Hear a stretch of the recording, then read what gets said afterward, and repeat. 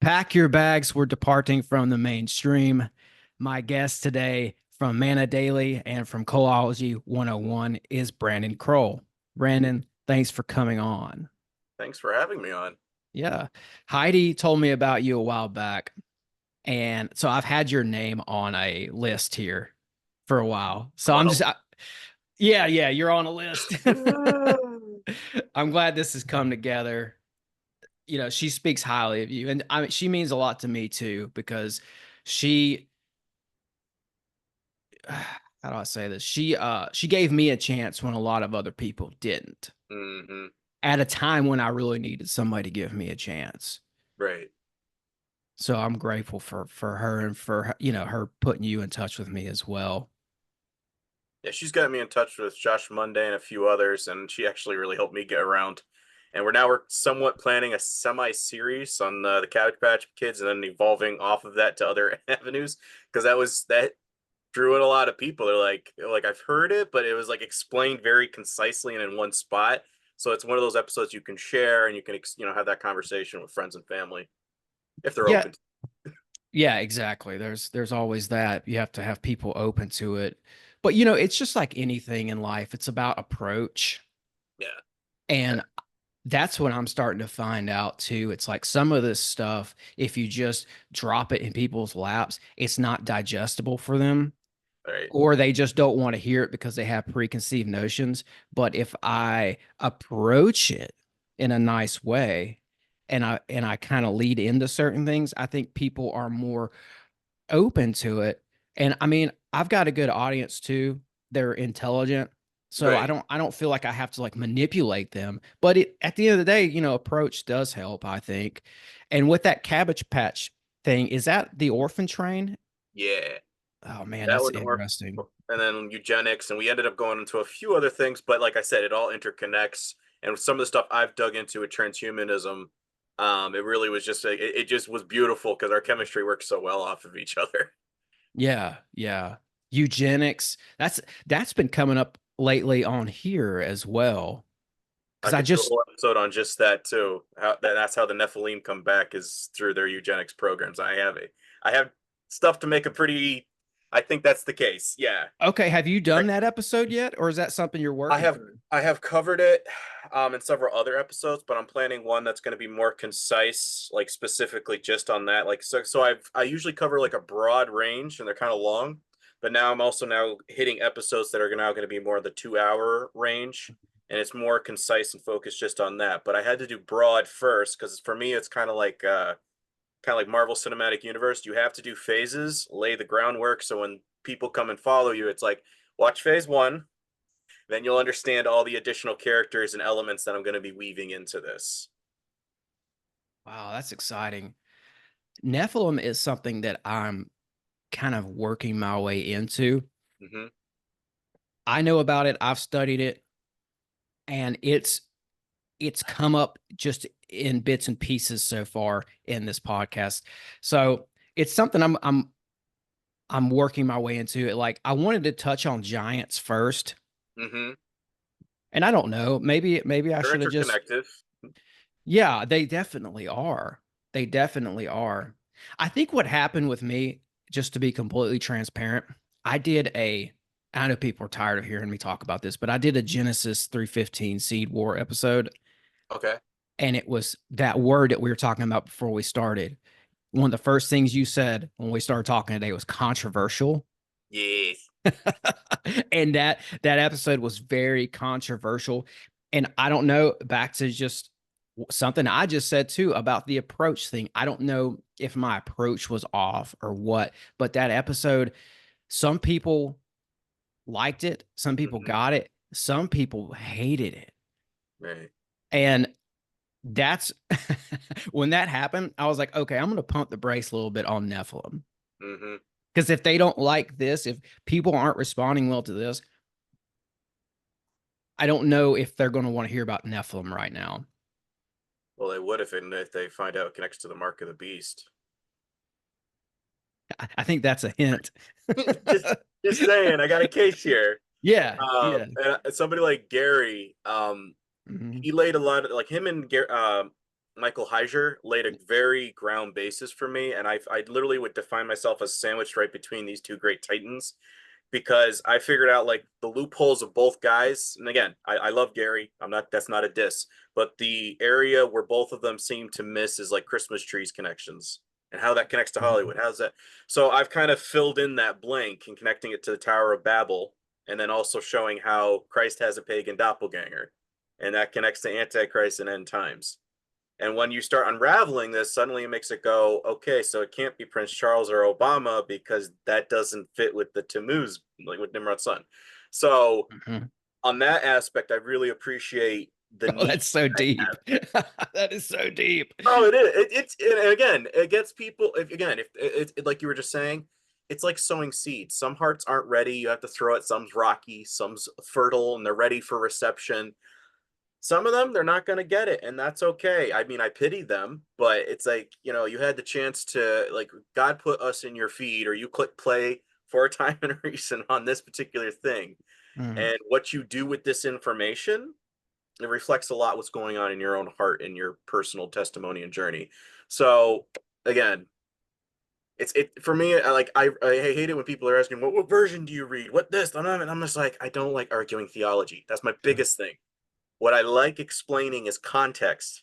Can we at least start applying context, basic things, and try to understand the metaphors? And like me as a writer, I look for the symbolism and the metaphors in the story that we read 1,000 times. When you start bringing up context, you go, that is so much more deeper than what Pastor was telling me. It's like, yeah. Yeah, yeah, exactly. Yeah, I like what you said there. And like that's me too, because I don't want to argue about theology on here. I I prefer talking about ideas, sure, but I don't want to get bogged down in the nuance of is this version of the Bible good or this one bad. I don't want to do that. And it's Right. like, I don't know, maybe to like steer us into where we're maybe heading with this conversation. I Yeah. know that you cite that Bloody Zion book. And, you know, Top tier. yeah. And like, so, and and like, this is an example of where I don't want to get bogged down with theology because Mm, there's something I like about that book. There's other things, we could talk more about it later. There's other things about that book that I don't care for. hmm. I and this is not a reflection of you. I'm talking about the Oh yeah. author here. The author, I don't want to go in deep with it, but he leans into some things that I would consider to be legalistic. However, that book opens up with a bang and with some stuff that I could Yes. totally get down with. And like there's a quote from that intro of that book where he says most people are afraid of being marginalized and thus Mm, avoid speaking of conspiracies. They yes. instead try to construe events as coincidental. Yes. When and he goes on to even break that down further. He goes, when in fact that these events that some people think are coincidental, they can only be explained as the product of, coordinated actions from a group of people who had prior agreements. Yes. So it's not coincidental because there's a group of conspirators behind it. And that's Yes. key because from what I've found, that's how powerful people run the world. That's just Hmm. how it is. And people who don't understand that, they're still stuck in the NPC video game matrix. Yes. But what people need to realize is that matrix is ran and programmed by this amalgamation of big corporation, big government, mass media, and educational institutions. They Hmm. have, back to that quote, they have prior agreements and they execute coordinated actions. And it's all ran behind the scenes by this wealthy elite, right? Yeah. So that's what I like about that book is that he lays that out perfectly From the get-go. from the get go. And like, that's been my journey, and I'm going to let you talk, but that's been my journey lately. It's like 2020. I talked to Heidi about this. 2020 open open my eyes that there are forces at play, and there are these people in high positions that orchestrate and manipulate society. Right.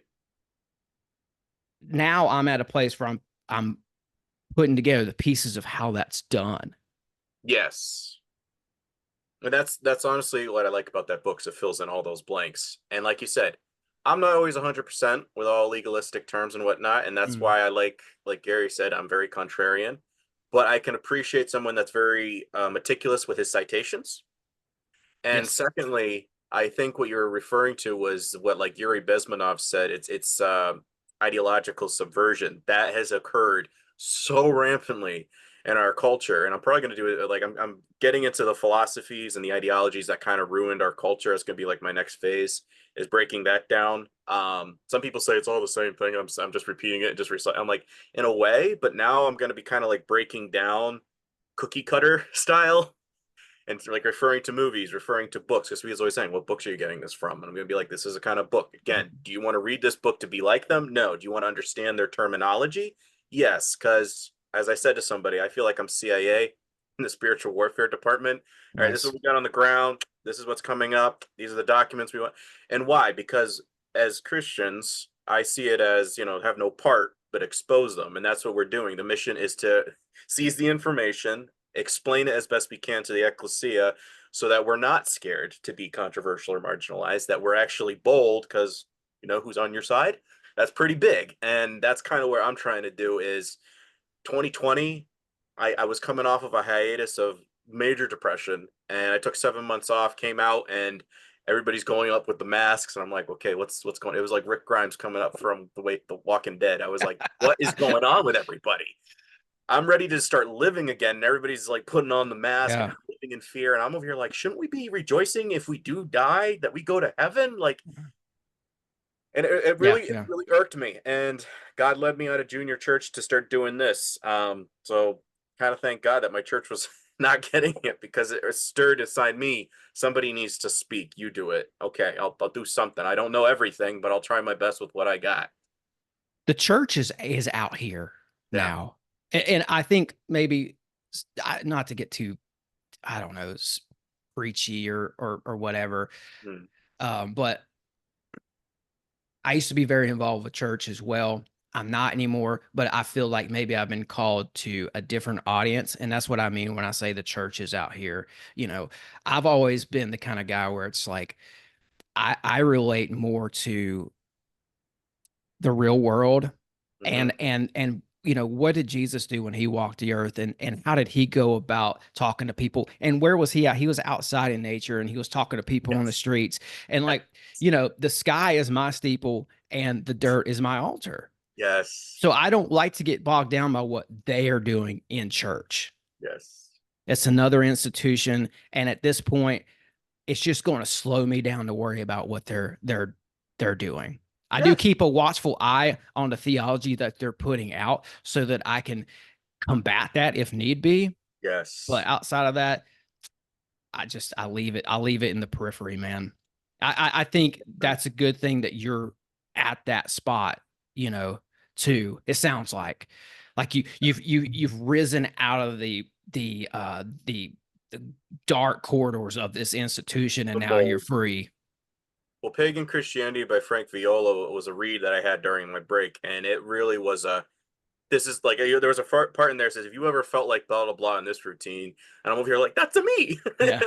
When I got to that Yeah. exact sentence, I was like, "Yes." And then as I'm reading it, I'm a huge history buff, so when I have Mhm. context to add and articulate now of like this is the sentiments I always felt, but now it's been dumbed down, explained to me portion by portion it's something where I'm like, yeah, guys, every time Christ made an appearance or a cameo within a temple, 90+% of the time he got kicked out.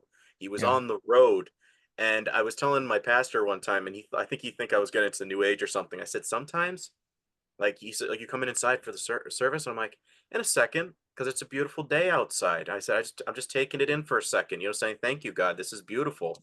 And I think I'm like, sometimes when I'm at a park, I feel closer to God than I do when sitting in a pew in a service. And he was looking at me, I'm like, God walked in a garden with the first man. And I'm not saying like I'm worshiping the tree or what. I'm just saying thank you. Yeah. Thank you for the animal that just crossed my path. Thank you for like the leaves that are changing on the trees. Like, and I Yeah. think that's some people don't understand. Worship sometimes is just saying thank you. I Hmm. appreciate it. It is good. Thank you. Yeah, Every there's day is good. every day is good, every day is a blessing. And like there is a term that I heard thrown through being thrown around in the new age circles, and that is walk the earth, but that also applies to Jesus 100%. Mm. Hmm. So there is a balance There to is. all this stuff. And like not to get too bogged down, but like, the stars are where they're at for a reason. And there is something to astrology. God created that. Chakras, all that. If they're real, they're created by God. So there's some overlap. And I know chakras, I know that's a big one. Like we don't need to go there today. I know No, that's a I whole get it. other, Yeah. but They're there, but it's not for us to tap into. I think that's the yeah. oh, you'll know the difference between good and evil, and some people gravitate towards that. And again, I could explain exactly what that is as I did in one episode, King of the U's, because it does connect with New Ageism. And I have texts, Kundalini and Kabbalah is the same freaking thing. Like I have a whole again rabbit Okay, trail. well yeah, we'll talk about that Another later or time. maybe Another another time. time because I Yeah. think I think we've got a good basis going here talking about history, talking about Yeah. our appreciation for history and just and everything we've talked about when it comes to our personal awakenings and then, helping people on their journey wherever they may be, helping them to experience an awakening as well. I think it does come back to history Yeah. and our generation, you and I, and people younger than us, it may just be following us to have to rewrite this history because Mm, we've been dealt a crappy hand. yeah. So I know you're a researcher. I know you do a lot of reading. So I definitely I wanted to have you on to get your take on history because that's the battle right now. That's the Yeah. battle I'm fighting on this podcast is correcting the narrative as Hmm. best as I can. And when I reached out to you and I said, you want to do something about secret societies? And you said, I've got Lincoln. So I was like, sold, sold. I love it. So let's get into Lincoln Okay. because, when it comes to presidents of the US, there is a narrative that is often incorrect that we're getting, told today. Big time, and I'm probably going to eventually get to that at a specific point. I did a whole series of like 30 something presidents that were all Masons or something like that, and because I wanted to get the record straight, some were, some weren't, and you kind of have to understand the politics, the inner rivalries that occur, and all that stuff. Let's get this a little closer. Can you still see? Yes. All right. Yes. Looks good. I am going to just make sure we got sound. If this thing, hold on. Okay, hold up, hold up. There we go. They always update things on me. Ba, ba, ba. Where is it? Share computer sound. I think it's that one. Let's test it. Yep. I can hear that. Hear that? All right, we're gonna go back to the beginning. I just wanted to make sure you can hear, so when I click on it, it's not a oh, this is awkward, because it has a lot of context with what I'm going to be explaining. Okay. I might have to turn that down a little bit, but we'll worry about that Oh, I when can we get turn it to down it. a little bit on my end too. Yeah, Okay. I got down to 60 something now. Okay, That great. better? Yeah, that's better. And I Okay. see I've got the, this very, very uh talked about event in history staring right back at me. So I got a good picture of Lincoln here being Yes. shot and John Wilkes Booth in the act. Yep. And I picked this title, Target Lincoln, because I read a book, Target Patton, and I think it's a good book for a lot of folks if you want to kind of find out who did the deed. Probably want to do an episode at some point. I wanted to do it far out with Faust because Lincoln's the first one I ever did with him. It did very, very well on his platform. But explaining the Masonic Jesuit alliance to assassinate Abraham Lincoln. Now, the official narrative we get, it was just a sore loser actor from the South. Well, he saw an opportunity of Lincoln being in a theater of nearby where he worked or had connections therein, and he just ran up and shot him in the back of the head. And the rest is history. He ran for his life. What I've dug into is a little bit more of a plot of context, and that's what I'm going to be laying out today. So, my first thing there's a page on Instagram. The lady is one of those people that was posting the meme of, if I could have ended the Civil War without freeing the slaves, I would have done so. And she's taking this as, oh, Lincoln was a warmonger. And I see all these other comments. And it makes me a little bit upset because a lot of people are only taking it from the Civil War era and they're not rewinding to Lincoln's prior life, his youth. I have tons of stuff what I've read where he was a kid, maybe about 6 something years old, and he was in town with his dad, and he noticed a black guy was pulling a cart like a freaking ox, and he's Hmm. like, "Dad, why?" Is like, "Well, some people just do that kind of stuff. It's it's his property," and that irked him. When he was growing up, he ended up doing a little bit down in the was it the Mississippi River, doing those little boats, running those things. And he stopped at a slave auction in Louisiana, and it really irked him seeing this go down. That he says, "I can't stand here another second," and so he left. And it just, again, some scenario of, it doesn't sound like a guy that's always been like, "Yeah, slavery's great, and if I could end it," and it's like, no, this sounds like Yeah. somebody that was conflicted. It's societal. I want. It's kind of like some of the things in our country. If I could do legal immigration without doing something, think of it like that. It's always politics. Fill in blank with scenario. And if you could do something without making everybody else upset, think of it like that. Yeah. So the other thing with the warmongering, what we did, Polk basically made the promise on his campaign trail: elect me to become president, and I will double the size of the United States, and I only have to run once. So what he did to achieve this is he sent a little cavalry contingent near the Mexican border, near a fort, and intentionally this irked the Mexicans because, again, a foreign entity has entered your soil. So of course you are going to retaliate. So yes, they killed some of our guys back in Washington. Again, classic American false flag operations. Oh my gosh, they shed American blood. We need to retaliate and go full throttle on this scenario. And this is kind of where Polk was saying Mexico had invaded our territory and shed the blood of our fellow citizens on our own soil. Lincoln, who was a congressman, senator at the time, I can't remember which one, he said in contrast, Polk was trying to prove by telling the truth what he could not prove by telling the whole truth. So it's like, yes, yes, they might have chased our guys in retaliation, but who started this? We didn't Hmm. talk about who poked the bear prior to the bear coming after us. Yeah. Very much so. And this nearly tanked his political career. Everybody was saying you're not, patriotic, the whole 9 yards. So I'm just throwing that out there because it does have a little context with this Mexican American War in the Masons. Yeah, And and that also, was in the go ahead. 1846 was the date of this Mexican American War. So we're talking about a time 10 years before the Civil War. 1860 is when it kicked off. 1860, 61. That's right, 20 years. So I was, I well, believe it was 60 because it ended in 60. 64 and Lincoln died in 60. Sorry, ended in early 65, Yeah, you're right. wrapping up towards the end of 64. Hmm. You're Uh, right. You're right. yeah, Yeah, and I just want to touch on something you said there. It's all about context. And like you were talking about that lady who posted this quote on Instagram, she was quoting Lincoln. And yeah, it's that famous quote that if I could end the Civil War without freeing the slaves, I would. And it makes him sound incredibly egregious and racist. yes, yes. But what's the context of that? Mm-hmm. And can such a thing be said without it being racist? Because Right, when you hear the whole speech or the whole dialogue surrounding that, what was he actually talking about there? Because maybe he was being a little racist, but also he may have just been trying to explain something else totally different in a different political sphere. And like correct. my whole point in this is saying, when we see these standalone quotes on social media, they you have to go back and look a little bit deeper.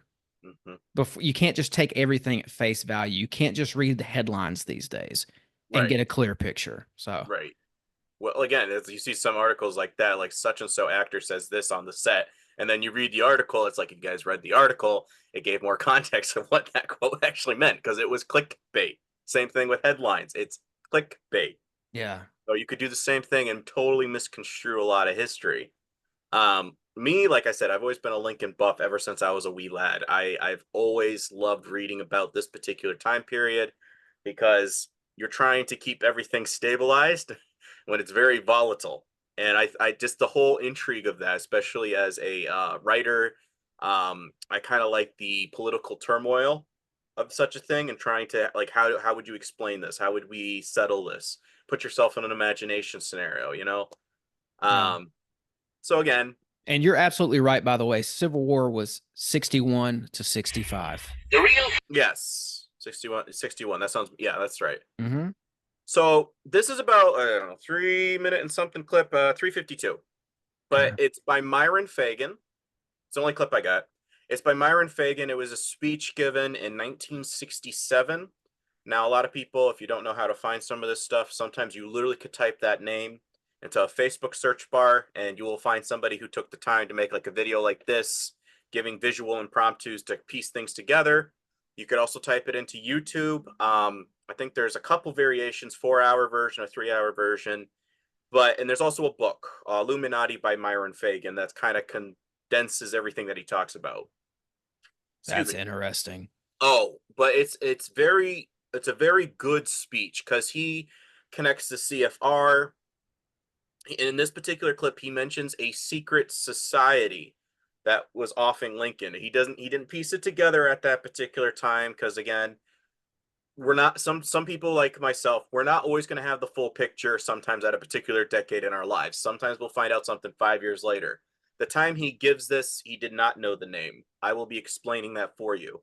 I also like this clip because it starts connecting how it I don't want to say connecting again twice in a row, but how it connects to our Yeah. modern time, and connecting a little bit to our IRS, what's going on currently in the Middle East. So I think I was like, this is like you said, there is history, like agreed upon history, and then we're laying the foundations of the events we want to evolve within Mm-hmm. history. That a lot of folks, like I was talking yesterday to my buddy's wife, and she was going, "So you're telling me this has been in the making for like 2,000 something years?" I'm like, a lot longer than that, all the way back to Tower of Babel. And she's going, typical Catholic, they don't open their Bible, so how are they to know? And I'm not trying to be mean. I'm literally quoting other former Catholics that are saying we never opened the Bible. So I'm saying that in that jest, not trying to just, So I'll let this play.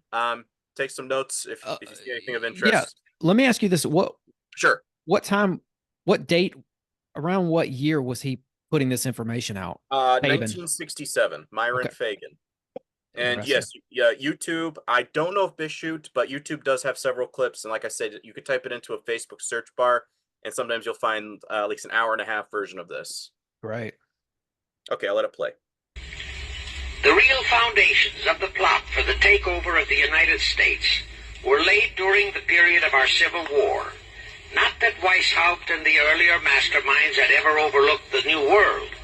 As I have previously indicated, Weishaupt had his agents planted over here as far back as the Revolutionary War. But George Washington was more than a match for them. It was during the Civil War that the conspirators launched their first concrete efforts. We know that Judah Benjamin, chief advisor of Jefferson Davis, was a Rothschild agent. We also know that there were Rothschild agents planted in Abraham Lincoln's cabinet who tried to sell him into a financial dealing with the House of Rothschild. But old age saw through the scheme and bluntly rejected it, thereby incurring the undying enmity of the Rothschilds, exactly as the Russian Tsar did when he torpedoed their first League of Nations at the Congress in Vienna. Investigation of the assassination of Lincoln revealed that the assassin, Booth, was a member of a secret conspiratorial group. Because there were a number of highly important government officials involved, the name of the group was never revealed, and it became a mystery, exactly as the assassination of Jack Kennedy still is a mystery. The ending of the Civil War destroyed, temporarily, all chances of the House of Rothschild to get a clutch on our money system, such as they had acquired in Britain and other nations in Europe. I say temporarily because the Rothschilds and the masterminds of the conspiracy never quit. So they had to start from scratch. but they lost no time in getting started. Shortly after the Civil War, a young immigrant who called himself Jacob H. Schiff arrived in New York. Jacob was a young man with a mission for the House of Rothschild. Jacob was the son of a rabbi, born in one of Rothschild's houses in Frankfurt, Germany. I won't go deeply into his background. The important point is that Rothschild recognized in him not only a potential money wizard, but more important, he also saw the latent Machiavellian qualities in Jacob that could, as it did, make him an invaluable functionary in the great one-world conspiracy. After a comparatively brief training period in the Rothschilds' London bank, Jacob left for America with instructions to buy into a banking house, which was to be the springboard to acquire control of the money system of the United States. Actually, Jacob came here to carry out 4 specific assignments. Number 1, and most important, was to acquire control of America's money system. Number 2, find desirable men who, for a price, would be willing to serve as stooges for the great conspiracy and promote them into high places in our federal government, our Congress, in the U.S. Supreme Court, and all federal agencies. Number 3, create minority group strife throughout the nations, particularly between whites and blacks. Number 4, create a movement to destroy religion in the United States, but Christianity to be the chief target. Which I find interesting. Christianity, not Islam, not Christianity as the chief target, which is in sync with Albert Pike's vision for 3 world wars. Yep. I was going to say, it sounds a whole lot like Pike's letters. Yes, and he has connections to this secret society, the same as Booth. So that gives a little bit of a, We know that they use wars and these big events, possibly even these assassinations, for the purpose of manipulating nations, ultimately for the bigger scheme of empire building. Yes. I think that's what's going on. And what we're doing here is we're trying to put names to the people involved with it. You know, do you think that because you mentioned that Fagin was shedding light on the Illuminati. Do you think that there's a Illuminati Rothschild connection? Because the Illuminati, the Bavarian Illuminati, is very real. That came out of Germany in the late 1700s, and the Rothschilds actually come out of Germany as well, out of Frankfurt. Yes, his whole video goes more into depth on that. Really? Yes. Okay, I'll be listening to that, man. That's cool. Oh, it's an amazing listen. When I played this clip for Mark Stevens when I was doing his show, my family thinks it's crazy. He did a whole little rap thing to it, playing that in the background. I was like, dude, this is pretty catchy. I'm not gonna lie. But yeah, so there's this. He also mentioned this mysterious group, which I'm sure you're probably about to get there. So I'm sorry I jumped in here, but this mysterious group behind Booth's assassination of Lincoln.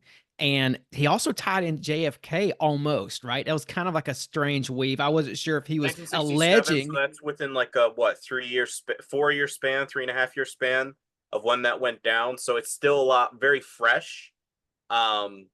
Again, he could have been doing one of those things where he studied this for like 20 something years, and that's like one of the most recent things. But he's like, I got it.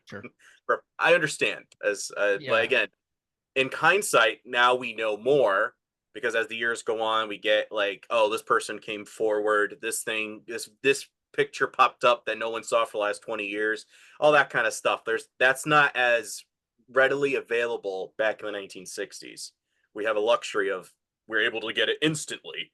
Or able to find some things on the dark web.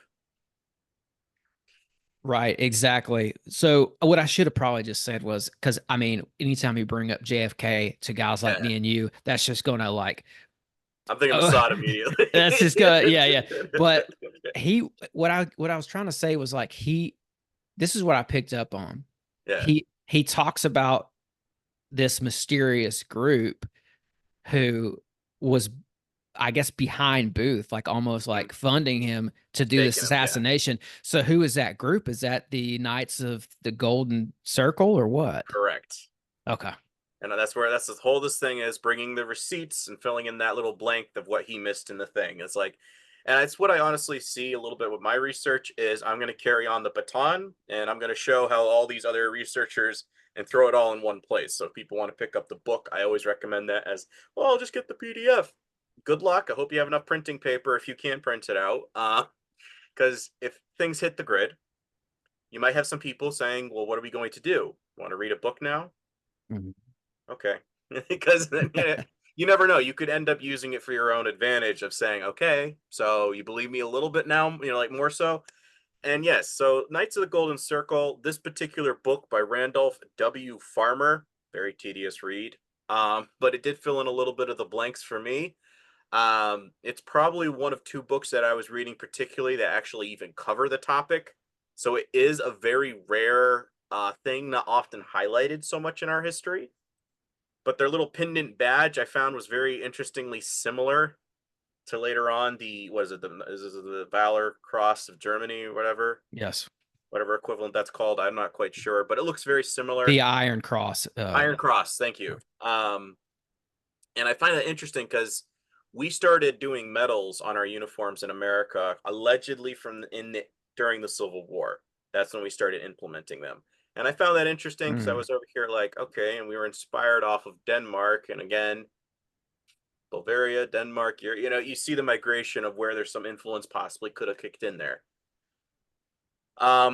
Skull and Bones, you already noted it was there on the logo. So what was the Knights of the Golden Circle? What was their ultimate plan? Well, they kind of wanted to secede, as they did.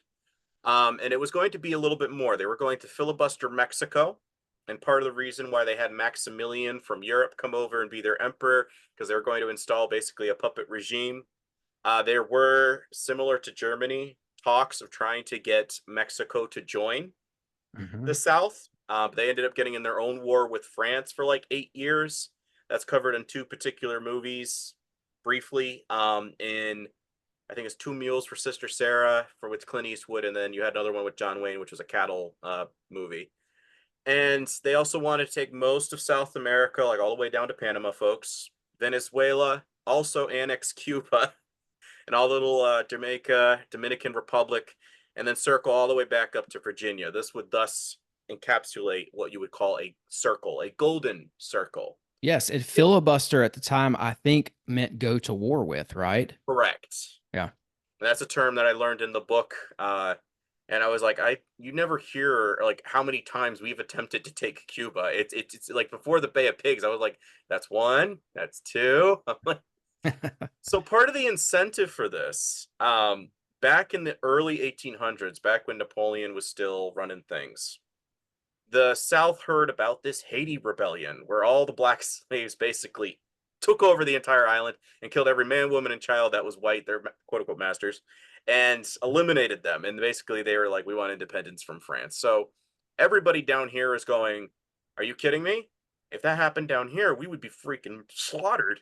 So kind of in a sense, this little society with a little bit more ambition as opposed to just the natural populace of let's just secede was kind of already freaked out saying, okay, if this ever happens, we kind of need to have a contingency plan of what we're going to do in that event. And I'm going to elaborate right after I read this little part. And so it says, indeed, the KJC, Knights of the Golden Circle, could not have induced the secession of Texas without the favorable coverage from the press, such as in with this written piece from the San Antonio Herald that ran out the front page of the Dallas Herald just a few days before the succession election, titled Order of the Knights of the Golden Circle, Its Objects, Aims, and Principles. The KJC is a Southern institution, counteracting power of the emigrant aid and the wide-awake societies of the North. It is the lawful company based upon Christian principles, looking to the winning of the empire for the South. It recognizes and propagates that slavery as a divine institution, wisely established by Jehovah himself, and fraught with all the elements of social, moral, and political good of the Negro, and conducive to the best interests of our country. It inculcates the doctrines of manifest destiny, written by a Democrat, by the way, and teaches the star of the empire of southward. It would show an outlet for the free Negro population of the southern states. It would gain the control of the Gulf of Mexico and the vast trade thereof. It would keep lands peculiarly adapted to our system of labor out of the hands of the abolition majority of the North. It would cultivate the chivalric spirit of our people and tie them together in a bond of brotherhood. It would give peace and protection to society and help elevate and ennoble our race. It would protect the weak and punish the bad. It would revive in our midst the days of chivalry, as at the same time furnish the South with a complete and effective military system. So people saying it wasn't fought over slavery, I'm laughing because I'm like, these guys who are in control of the press already had this in their semi-institution declaration, call it what you will. I've already basically stated that this is part of the reason why we're doing what we're doing.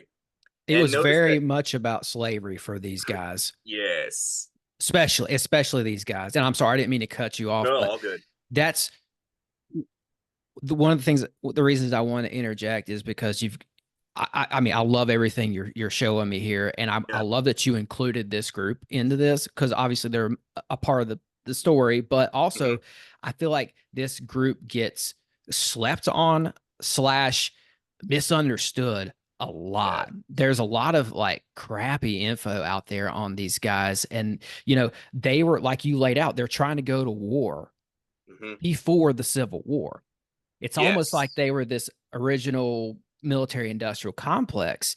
And Yes. because even in, I think, 1854, that was 7 years before the Civil War, they were planning this land grab down here in Mexico. So I think the involvement of this group is more paramount than history tells us. And it's just important to me to keep in mind that they began before the Civil War and that they continued afterwards, because that says to me that their involvement in the whole thing is very curious. The Yes. money, the gold they were moving around makes me wonder if they were bigger culprits of the actual Civil War itself. Provocateurs, as it were. Yeah. Because And it's that is the case because when they heard of this Haiti rebellion, Mhm. that scared them half to death. And so they started getting scared of abolitionists. Now, here's the thing. You ever hear of a guy called John Brown? Yes, but go Now, go into it. yes, John Brown, whether or not Steve Marks was bringing up something that he was funded partially by the Sons of Liberty in New England. So whether he was controlled opposition or they were just kind of saying, this guy actually sounds like he might be willing to do, basically a duped stooge with good intentions, but we might be Mhm. able to utilize to our advantage. So he goes out there, and we hear the story in history where he goes up to a slavery household, and he basically beats the guy with a cutlass in his front yard with his sons. And I found it interesting because this Knights of the Golden Circle, they had influence from Texas all the way to Arkansas and like Oklahoma, Kansas region. And what was their number one fear? If there's a slave revolt. Now, what was John Brown trying to do towards the end when he makes it all the way over to Harper's Ferry? He was trying to arm the slaves of the South. I find that very interesting. I said if he had succeeded in doing that, that would have been the exact antithesis of what we didn't want to have happen. And he would have accomplished that by doing what he did. And I was just saying, Mhm. because we don't have exact, but the plan fits perfectly in time and in sync of what these guys didn't want. And like you said, they're already doing this in 1820s, 1840s. They had blueprints, they had attempts already. One of the guys that went down there ended up getting shot. So it was like, okay, into Cuba, that is to say. So I think there's an element there that you have to kind of take a guesstimation because we don't have any exact written record. And of course, if you're wanting to keep the real reasons or people who are poking or getting the population amped up via the press, you don't want to talk about that particular stuff. It's just like World War II. There's some stuff we're not going to tell you exactly why Operation Barbarossa was going into effect. Because there's a book, and I saw it, and it was quoted and cited in Bloody Zion, that it was stating that Stalin was already prepping for basically to invade Germany. But of course, this book that you want to get is like $400 or whatever. And I was over here like, of course they're not going to let me. But I think it was written by a Russian historian. So it's kind of making you go, okay, so this was a preemptive of, oh crap, if they come in my back door, I can't take England. Like I got to do something, and I have to move as fast as possible. Again, are we Yeah. taught that in history? No, no, no, no. It's No. safe to say that these guys were very well connected. Mhm. I mean, you just said they were in Oklahoma, Texas. They're looking to take half of the Gulf, if not the whole Gulf of Mexico. Their first meeting, I think, was in Kentucky, Mhm. with what's this guy's name? William, the guy who started Knights of the Golden Circle, There's Blinkley. two names. Well, There's a guy that, George Blinkley's one of the guys who I think yes. founded it. Or I know the book was explaining how they put up like a prop man, like the spokesperson, but there was somebody like basically the shadow puppet. Hmm. So it's kind of like Yeah, the Black Pope equivalent. yeah, yeah. I just, I just don't see a lot of good information about this group. Yeah. I just, I heard one podcast in particular. They were saying that George Blinkley didn't sound like a guy. He sounded like an accountant. He didn't sound, because his name's George, I guess. He didn't sound like somebody who would start a secret society. So they just poo-pooed the whole thing and they didn't take it seriously at all. And they acted like this is a group of guys that were hanging out for beers on the weekend. Right. As And they always do with Masons. but yes, they do that with Masons too. But with this group, it is like they have tried to completely pave this over as if these are guys that just wanted to get away from the wives and hang out and ha ha ha and Hmm. and just pal around, and they were just like a man cave club. And Yes. but they were well connected. They had Vice President Breckinridge Hmm. was a part of this. Jefferson Davis was a part of this, and they had a secret weapon. The Secretary of War, John Floyd, was a part of this. Hmm. And I think they even had like foot soldiers involved, like Jesse James, the outlaw. So I just wanted to put that in perspective, because this group, and like we said earlier, like they brought this slavery into this hardcore. They were all about the slavery. Yes. So this aspect of the Civil War definitely was about slavery. Hmm. So we could And a probably lot, put that to bed, that myth. yeah, and a lot of folks don't seem to realize is like, okay, so again, if this is the bad guys, it's like, well, it's like, well, there's a lot of Catholic history, like the St. Bartholomew's Day massacre that we never talk about, the Spanish Inquisition that went on for 400 years, the Crusade. And again, what I'm trying to point out is, guys, when you identify with your institution, the temple, whatever, as opposed to your defending yourself as a per individual, like you're supposed to as a Christian, it's a personal relationship in your character. So, people don't have anything to say evil about you.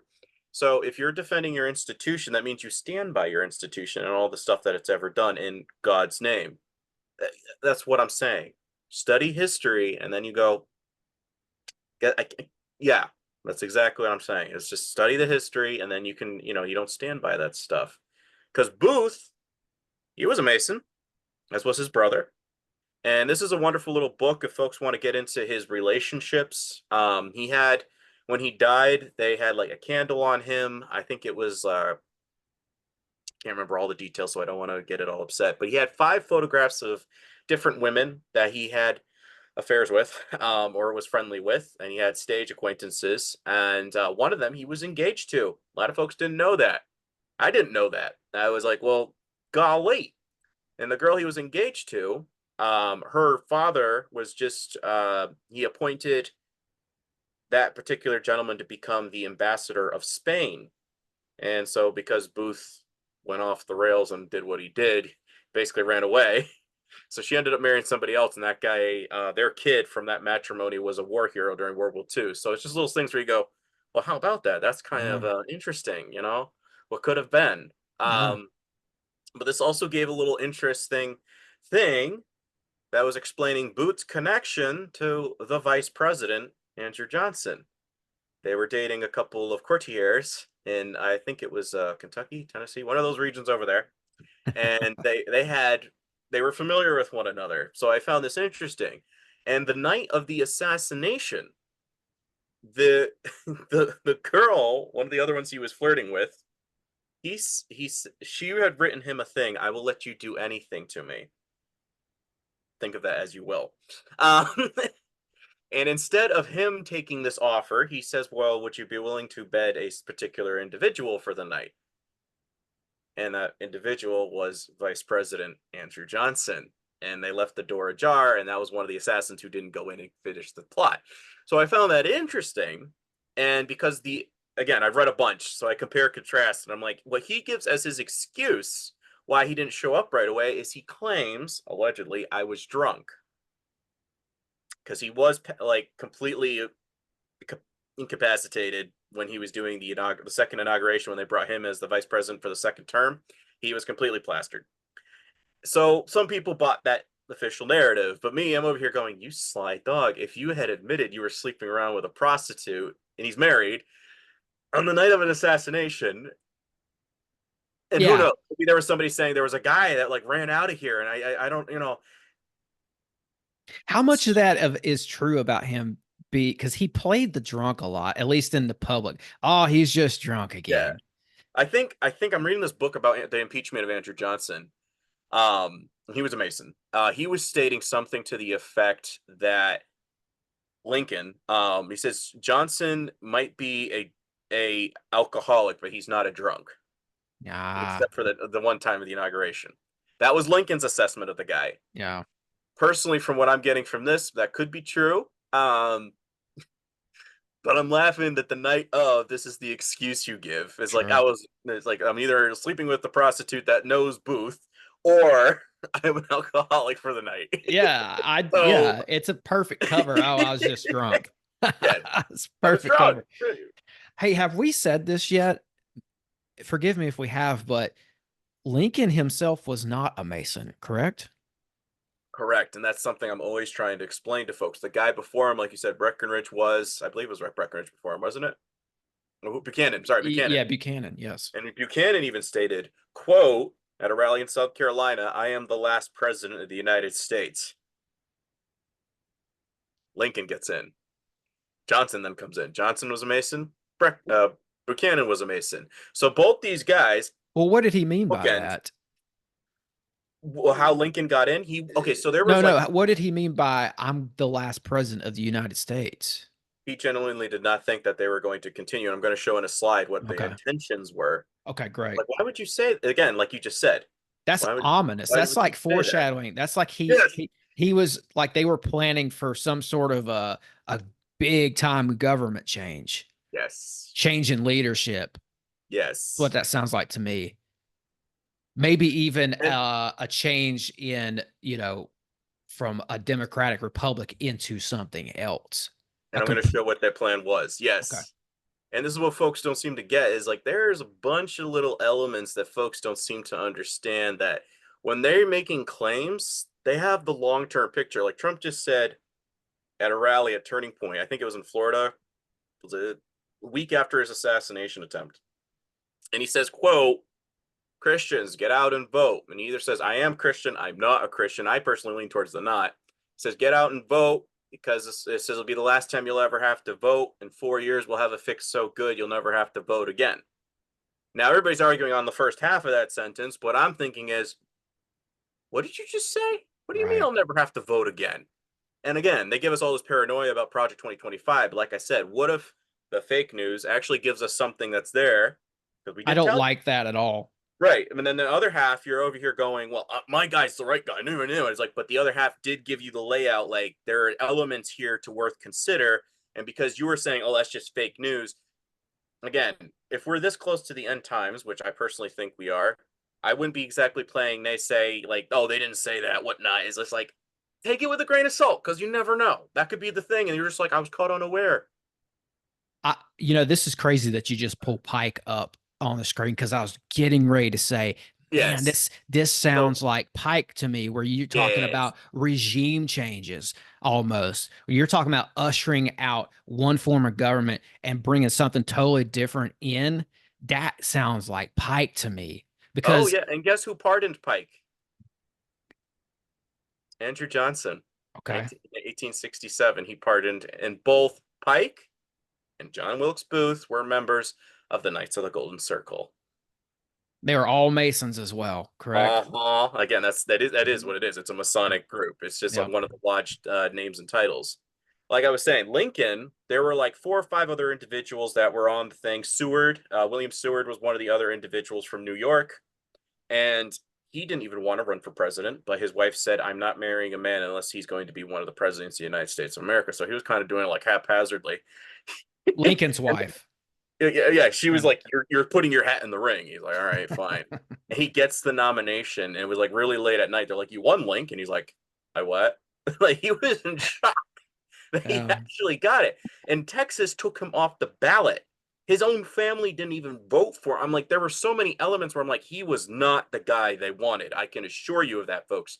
Most of them thought he was a hillbilly. You're always telling jokes. You don't have, again, and then at the same time, you're telling jokes, but you're smarting us on every turn. And there's people like Pike that were going, come on, do it. Can you do this? No. Could you do this? No. We got to kill him. Okay. Another term like this, we're going to be done for. And again, that's like he said, old Labe was able to see through something, whether he knew who it was, which I'm going to bring up some perspective, that I think there's a case that he had some idea that there was more nefarious elements at play that he could not stop. Yeah, absolutely. Can I just say one thing about Pike here? Go for it. Just because this is a guy who I'm very much fascinated with. He's come up on this podcast before. I'm so glad that he's a part of your presentation. He's buried underneath the Scottish Rite Temple in DC, one of the hubs of Masonry. He's buried there. And but just to give people an idea of what we're dealing here with when we're dealing with guys in history like Pike, he represents a group of men who are the planners of wars, not just any scuffle. We're talking about major wars. Right. And these aren't just normal guys. These are wealthy men, as you pointed out, in secret societies, plural. They're in multiple secret societies. And it's like when these guys get together, it's like a mobster's funeral, except it's a Masonic lodge function, you know, maybe at Bohemian Grove or in DC or where have you. But like Pike's letters, when you look at that, they're like the Da Vinci Code of World War I and World War II. Yes. I'm going to be laying that out here. And that's all I wanted to say. I just want to. You want to hear a scary fact? Yes, hit me with it. I'm related to him. I kid you not. He is a distant uncle or cousin, and I know this because I'm also related to the other Mason, Zebulon Montgomery Pike. It seems like you're breaking the mold, my friend. Oh, yeah. I was like, God always pulls one out of the genealogy. But Zebulon Montgomery Pike is where we get to Pikes Peak, Colorado. And while Lewis and Clark were basically taking the northern part of the Louisiana Purchase, he took the Midway. And allegedly, which I think he was, because he was fluent in Spanish, French, and English. And he was doing a double agent mission for General Wilkinson, and that's several books you can find on that, or Aaron Burr, who is the grandson of Jonathan Edwards, Sinners in the Hands of Angry God. That was his grandson. And it was alleged that Aaron Burr wanted to split the Union, and he wanted to make an alliance with who? Mexico. And Wilkinson was basically using Pike as an emissary, a double agent, to go out there. You're going to get picked up by the cavalry, which they were, brought all the way down to Mexico City to do negotiations. He claims, oh, I wasn't able to speak any Spanish. And then they shipped him back up, and they were like, okay. So I was over here like, yeah, you definitely were. And he was a Mason, and I know I'm related to him. And then I looked it up, and then both Pike and him are related. So I was over here going, wow, that's very interesting. And on top of that, I'm also related to Ben Franklin. Wow. He's my 8th grade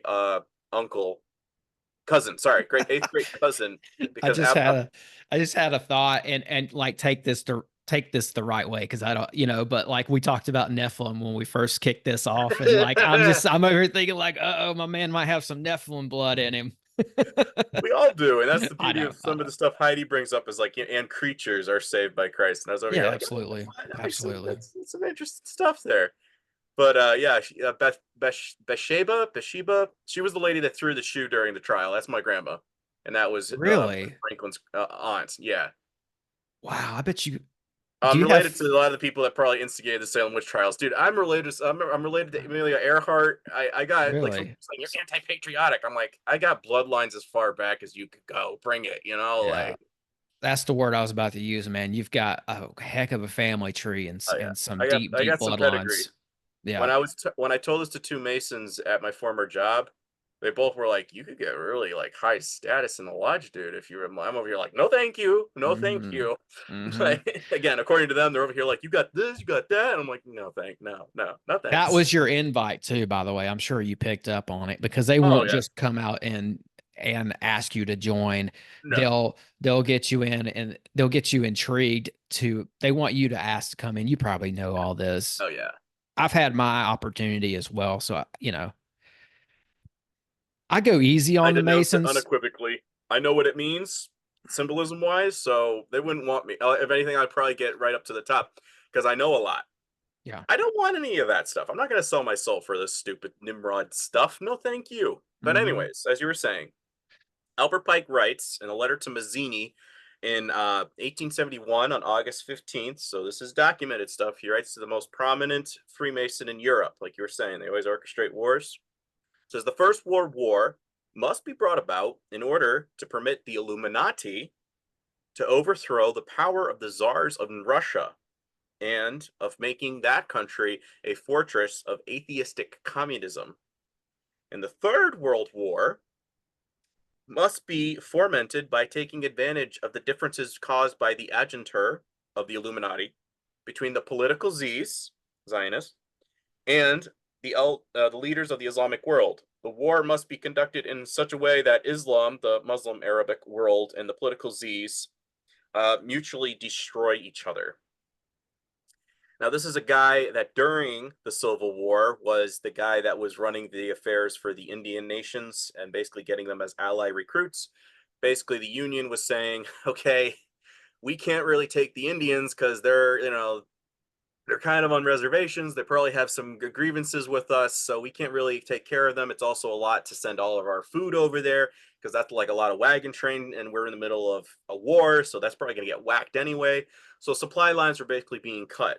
And so, yes, were the natives probably going to be loyal? From other books that I've read, it sounded like they would have been, but because they're like, well, we're not getting any food now, so how the heck are we supposed to survive? So when the Confederacy starts saying, hey, we will give you a place in the Senate, we will give you land, you can come back into the South, like it was actually fairly generous terms considering these people incredibly racist against blacks. It was like these are actually fairly decent terms. But Pike was the guy who basically was coordinating between, I think it was five nations, Cherokee and all of them, Hmm. recruiting them and basically being their overseer. So I found that interesting. Very. But as you were stating, the American Civil War was engineered by a Rothschild banking elite. The Rothschilds used a divide and conquer strategy to take back America by creating a conflict between the North and the South. The North was to be a British colony annexed to Canada and under the control of Lionel Rothschild. The South was to be a French colony given to Napoleon III of France and under the control of James Rothschild. Abraham Lincoln opposed this destruction of America by issuing the greenback to fund this defense against the international bankers. The bankers wouldn't stand for this, and 5 days after the South surrendered, on April 14th, 1865, Lincoln was assassinated by John Wilkes Booth, a member of the Knights of the Golden Circle. By the way, I didn't know that this was a part of your presentation today. When I said everything I said about divide and conquer and Yeah. how I wonder if the Civil War was yet another example of that. So I'm very interested in this right now. Oh, You've got me sucked in to a this. lot of us already kind of know. It's just filling in the gaps of, oh, Yeah. so. And again, like I said, I didn't have this before because sometimes it's filling in a little bit of stuff like, oh, there's no, like, again, I knew the outline. It's filling in the blanks with names now, which is always Yeah, good. Then I it's a get a name. format. It's like a formula Yes. that they use, and then you just go on a case by case basis, and you're like, okay, how did they use this formula this time? Yeah. Again, you're right. And it's absolute. There's a laid out way and adapt. Always adapt. It's always the same plan, but always adapted. John Wilkes Booth, who killed Abe Lincoln, belonged to the Knights of the Golden Circle. Ku Klux means circle. That's interesting. These are the pictures from the original pamphlet. Pages 3, 5, and 7 is still used in Freemasonry today. 300 apprentice, 5 fellow craft, and 7 masonry mason. The symbols are all there. And another book I was reading, they're thinking that it was alleged that Pike was also one of the founding fathers of the Ku Klux Klan, considering he was part of the Knights of the Golden Circle. I'm like, I think that's a very plausible argument there to make. So why in the world, when the Black Lives Matter thing was going down and they tore down Albert Pike's statue in DC, did Trump say, could you put that back up? What? Oh, hold up. Does he mean a little something to you, buddy? I wonder. Because what did he say? Freemasonry is the search for light, as you will see, leads us to the Kabbalah. Kabbalah, again, connects to Z's. They are the foundations of this. And again, that would connect to Phariseeism, Babylonian Talmud. Watch The Other Israel. That would explain a lot more. It's a great documentary by Ted Pike. And Trump writes in his book, way to the top, page 188, my Kabbalah teacher, Eaton Yardini. Oh, okay, hold up. Kabbalah, search for light, Illuminati, as we've already heard Pike saying, and then you're upset with his statue getting torn down. This is what I'm talking about, folks, as you start going, okay, I didn't want to, but then there's elements of who do you know? What do you defend? What you start unraveling something, and that's what I'm always saying. Look for the blueprints and the clues. If you're truly a truth seeker, you'll do it automatically. You don't care about what party it is. I don't care about parties. I don't vote. At least not anymore. And something interesting here again, skull and bones. Same thing with the Nisis and Hanons. Yeah, so Shriner. And I found something interesting with this little moon thing, crescent moon, and the triangle at the top. It's very similar to Semiramis. And then the triangle would be, the eye guy on our dollar bill. That's Nimrod's son Tammuz, the occult messiah figure. And like I just said, Kabbalah. Look up the Hermetic Kabbalah Tree of Life. This is basic Google. They're actually not going to censor this, folks. You look up the Hermetic Kabbalah Tree of Life at the very top. You will see the word Kether. All right, big whoop. What's Kether mean? Translated into the Masonic Latin, it means corona, a spiked crown. Just like the spiked crown they put into Christ's head. Because they're a Messiah figure, Nimrod's son. Again, everybody's saying it's Satan for Statue of Liberty. Ish. It's more Satan's avatar, like a fleshly vessel, you could say. His crown goes outward, like Helios, where we get heliocentricism for globe or whatever. That's where that comes from, folks. Sol Invictus, where we get soldier from. S-O-L, sun god.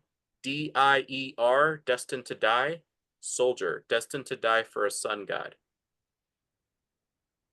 Don't believe me? Then ask yourselves about World War I. When did we end it? 11th month, 11th day, 11th hour. 3 times 11? 33. World War II. When did we start D-Day? 6th month, 6th day, 6 a.m. in the morning. 666. Yeah. That's them. And for folks... Go ahead. Well, I think that they had some arguments too about when to start that 6 a.m. battle, and they really, they really put their foot down and said, "No, we're doing 6 a.m. in the morning for this." Somebody was saying, "Can we do like 4 or 5 because we'd still get a little bit of cover? We can move in closer before they're able to start shooting us." And they're like, "No, it has to be exactly at 6 a.m." No, and it wasn't on that last slide, but that Iron Cross.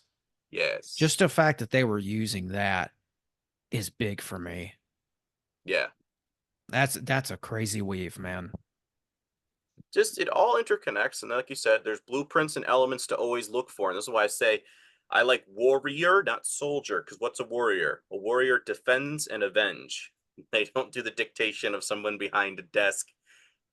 Allegedly enemies. It's like they're all mates. Stalin was a Mason. Churchill was a Mason. Roosevelt was a Mason. So it's over here like, they don't care. You're meat sacks on a battlefield. They don't give a crap about you. And that's what's the saddest thing. They were like, well, you're not patriotic. I'm like, no. I don't fight for countries of this world because what did Christ say? My kingdom is not of this world. So what am I doing? I'm trying to tell people I respect those who have gone before, and I'm trying to explain to them what they did. They were lied to, and I don't want that lie to keep perpetuating. I think if they were on the other side, they'd be saying, "Please, somebody tell them." Yeah. Just saying. Yeah. It's, you said that, did you say Stalin was a Mason? Hmm. So I didn't know that. That's very There's, interesting. there's there's a classic one where he's got his hand in a big jacket, and you can't miss it. It's one of his top like 10 photo, like the top 10 photos of Stalin. That's one of his most popular. Yeah. And just, that's a good testament to the reaches of this organization and how they had Mhm. their tentacles across the world, around the globe. And, Yes. even back to this Iron Cross, which is blowing my mind. Like, here you have a group of guys over here in the 1800s using that. Hmm. And you said that they started to brandish these pendants, right, in the Civil Right. War. So this comes out of the Civil War era. And then where do we see that Iron Cross pop back up? Nazi Right. Germany in the 30s and 40s. So it was like, where did the Nazis get this? Hmm. And I mean, I don't want to go down that road right now, but we could, because Yeah. the Most Nazis were symbols. the Nazis were born out of secret societies. So Correct. there's got to be some overlay here. And most symbols, as I always explain to folks, God's not a God of symbols. Who is? Right. Angels who are in awe and wonder of him, and they don't know the whole blueprints and timeline, but they're over here going, cultists, yeah, we know some stuff about celestial stuff. You can ascend. It's Right. such a Ponzi scheme because they honestly don't know, but they watch what is the God? What's the first verse in the Bible? In the beginning, God created the heavens and the earth. They can't create. They can Right. replicate, they can mimic, they can mirror, but they cannot create. So when they're watching this all go down, they're over here like, Satan, you're an idiot. What do you mean? Ascend like gods? Well, it doesn't matter anymore. It We doesn't did our matter. best. We did our best. Yeah, the goal is now is to lie to as many of his people as possible, and any number of lies, religions, whatever you call it, and get them not to follow the one true way. Yeah. Some of them still think, oh, well, if Satan still has this much confidence now, he might actually have a plan at some point to go after. These guys, I mean, you're bringing up a spiritual element to this and a spiritual Yes. component. And I just want to back you up on that. These guys do this on the world stage. They use this ancient form of sorcery on the masses. And it all goes back, a lot of it goes back to Egypt. I've got this book here. Um, I know this is a dangerous book. This is Secret Teaching of All Ages by Manly P. Hall. Aha. And but the guy was a researcher. The guy dug deep into the occult, and Hmm. he take that for what it's worth. But one of the things he has here is this chapter on ceremonial magic and sorcery. And he says ceremonial magic, and that's what I think a lot of this is an ancient form of evoking and controlling spirits by a scientific application of a certain formula. This is exactly Hmm. what we've been talking about this whole time. A Yep. magician enveloped in sanctified vestments, carrying a wand inscribed with hieroglyphic figures. So back then it looked differently. Today we call that a politician, or we call that a Yes. a world Just leader, those. right? Yeah. And like, he goes on to say here, and I'm not going to spend too much time on this, but I think it does. I think this is like an ancient art of controlling people. That at the end of the day, what we're talking about here, um, Hall says here, because he's talking about, this is priestcraft, is what Hmm. it used to be called. He says, thus, the priestcraft, the black magic, is dictated by the state religion and paralyzed the intellectual and spiritual activities of the individuals by demanding his complete and unhesitating acquiescence in the dogma formulated by the priestcraft. A lot of big words there, but I think people get the point here. This is an Hmm. ancient art mechanism of control. Yes. And I just wanted to back you up because it is spiritual at the end of the day. Hmm. Down to these, like you were saying, you're talking about using these symbols. Yes. they can't create. So they have to follow a formula and they have to use these mechanisms of control. And I think too, even like the eagle, that weren't they using an eagle that is similar to what the Nazis were using? And in Rome, And in and Rome, like we have on top of our flags. they're I know who they're that connects to using the same symbols sometimes yes, throughout the ages. because it all goes back to Nimrod's son, and I have proof that this is who it represents. Like I've dug into their text or mythos, and I keep, like I said, it's like deity telephone from Babel. You keep going. All right, this one sounds similar to this one, and I mean, granted, they look a little different, but the symbolism is still connected between these two. So you keep like lifting, lifting, lifting. And by the time you set up all the dominoes again, you go, oh, so Mhm. this is how you're Christ pagan doppelganger. And what is Antichrist? Like I said, we always throw that term around, but it's like, what actually is it? Or that's just pagan. Okay. What is paganism? And like you said, sometimes it's good. Like, we're not reading those books to convert. We're Sure. reading it to understand, how are you lying to me? How are you lying to the ecclesia? Is this in my church? Do I need to, that's why we're studying it, folks. Is again, like Ephesians 5:11, have no part with fruitless deeds of darkness, but rather expose them. That's why we dig into that stuff, is Absolutely. because Know now we thy can enemy. explain it. Yeah, and understand our history. Like you just said, that's an important component now, because they've lied to us about the official narrative. Yeah, that's why I like books like that.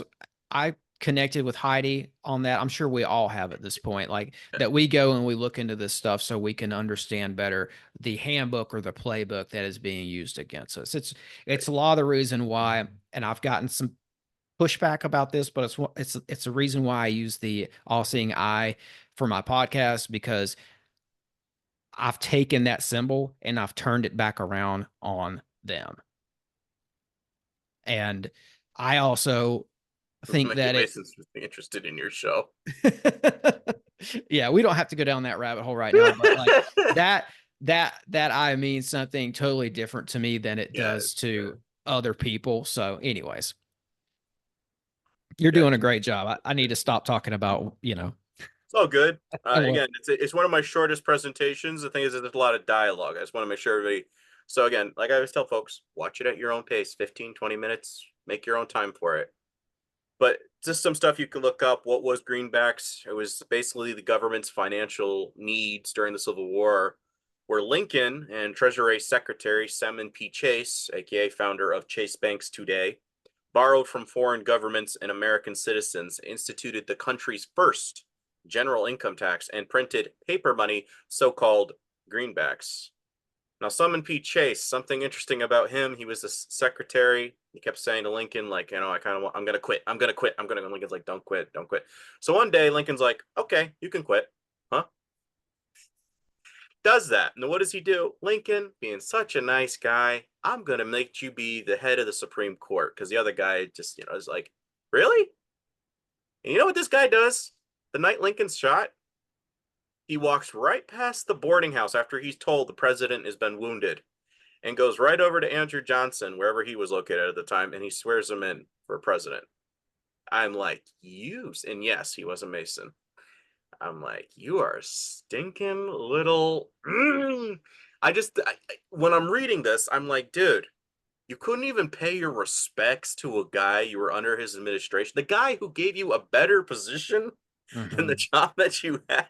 And this is what you do with that. And again, when you find out about who these individuals are, as opposed to just seeing some old guy with a beard and ancient history, Right. you start going, wow, it's really never changed. People have always been greedy and backstabbing in this side of business. And this is Sam and Chase, right? Salmon P. Chase. Yeah, Chase Banks. This Yeah. is the guy who founded that. So it's still relevant Mhm. today. So I wonder how much of this ties in with the Rothschilds and their banking schemes. Oh, they got a little bit more. Okay. Um, what was the issue with the greenbacks? Because they were not fully backed by gold, greenbacks lost their value and caused inflation in the northern economy. The first greenbacks were called demand notes and used to pay for salaries and government expenses from 1861 to 2. And like I said, somebody's like, "Oh, you know how to use Google." I'm showing you how you can use Google. so you can verify what I say. I actually am more meticulous when people saying, "Have you watched this?" I'm like, "No, I'm a reader." I dig into a lot of reading. I'm showing this. This is what you can do on a basic search because most people are not going to buy the books that I buy. And I'm like, and secondly, just be grateful that we're doing a show because I actually did all the reading for you, so you don't have to. You can just click play. Yeah, this is hours and hours and Yeah, days and weeks of research that yeah, you're boiling down for people in a condensing, nice, right? yes. And as you said, interesting that there's this hand symbolism in both General Grant.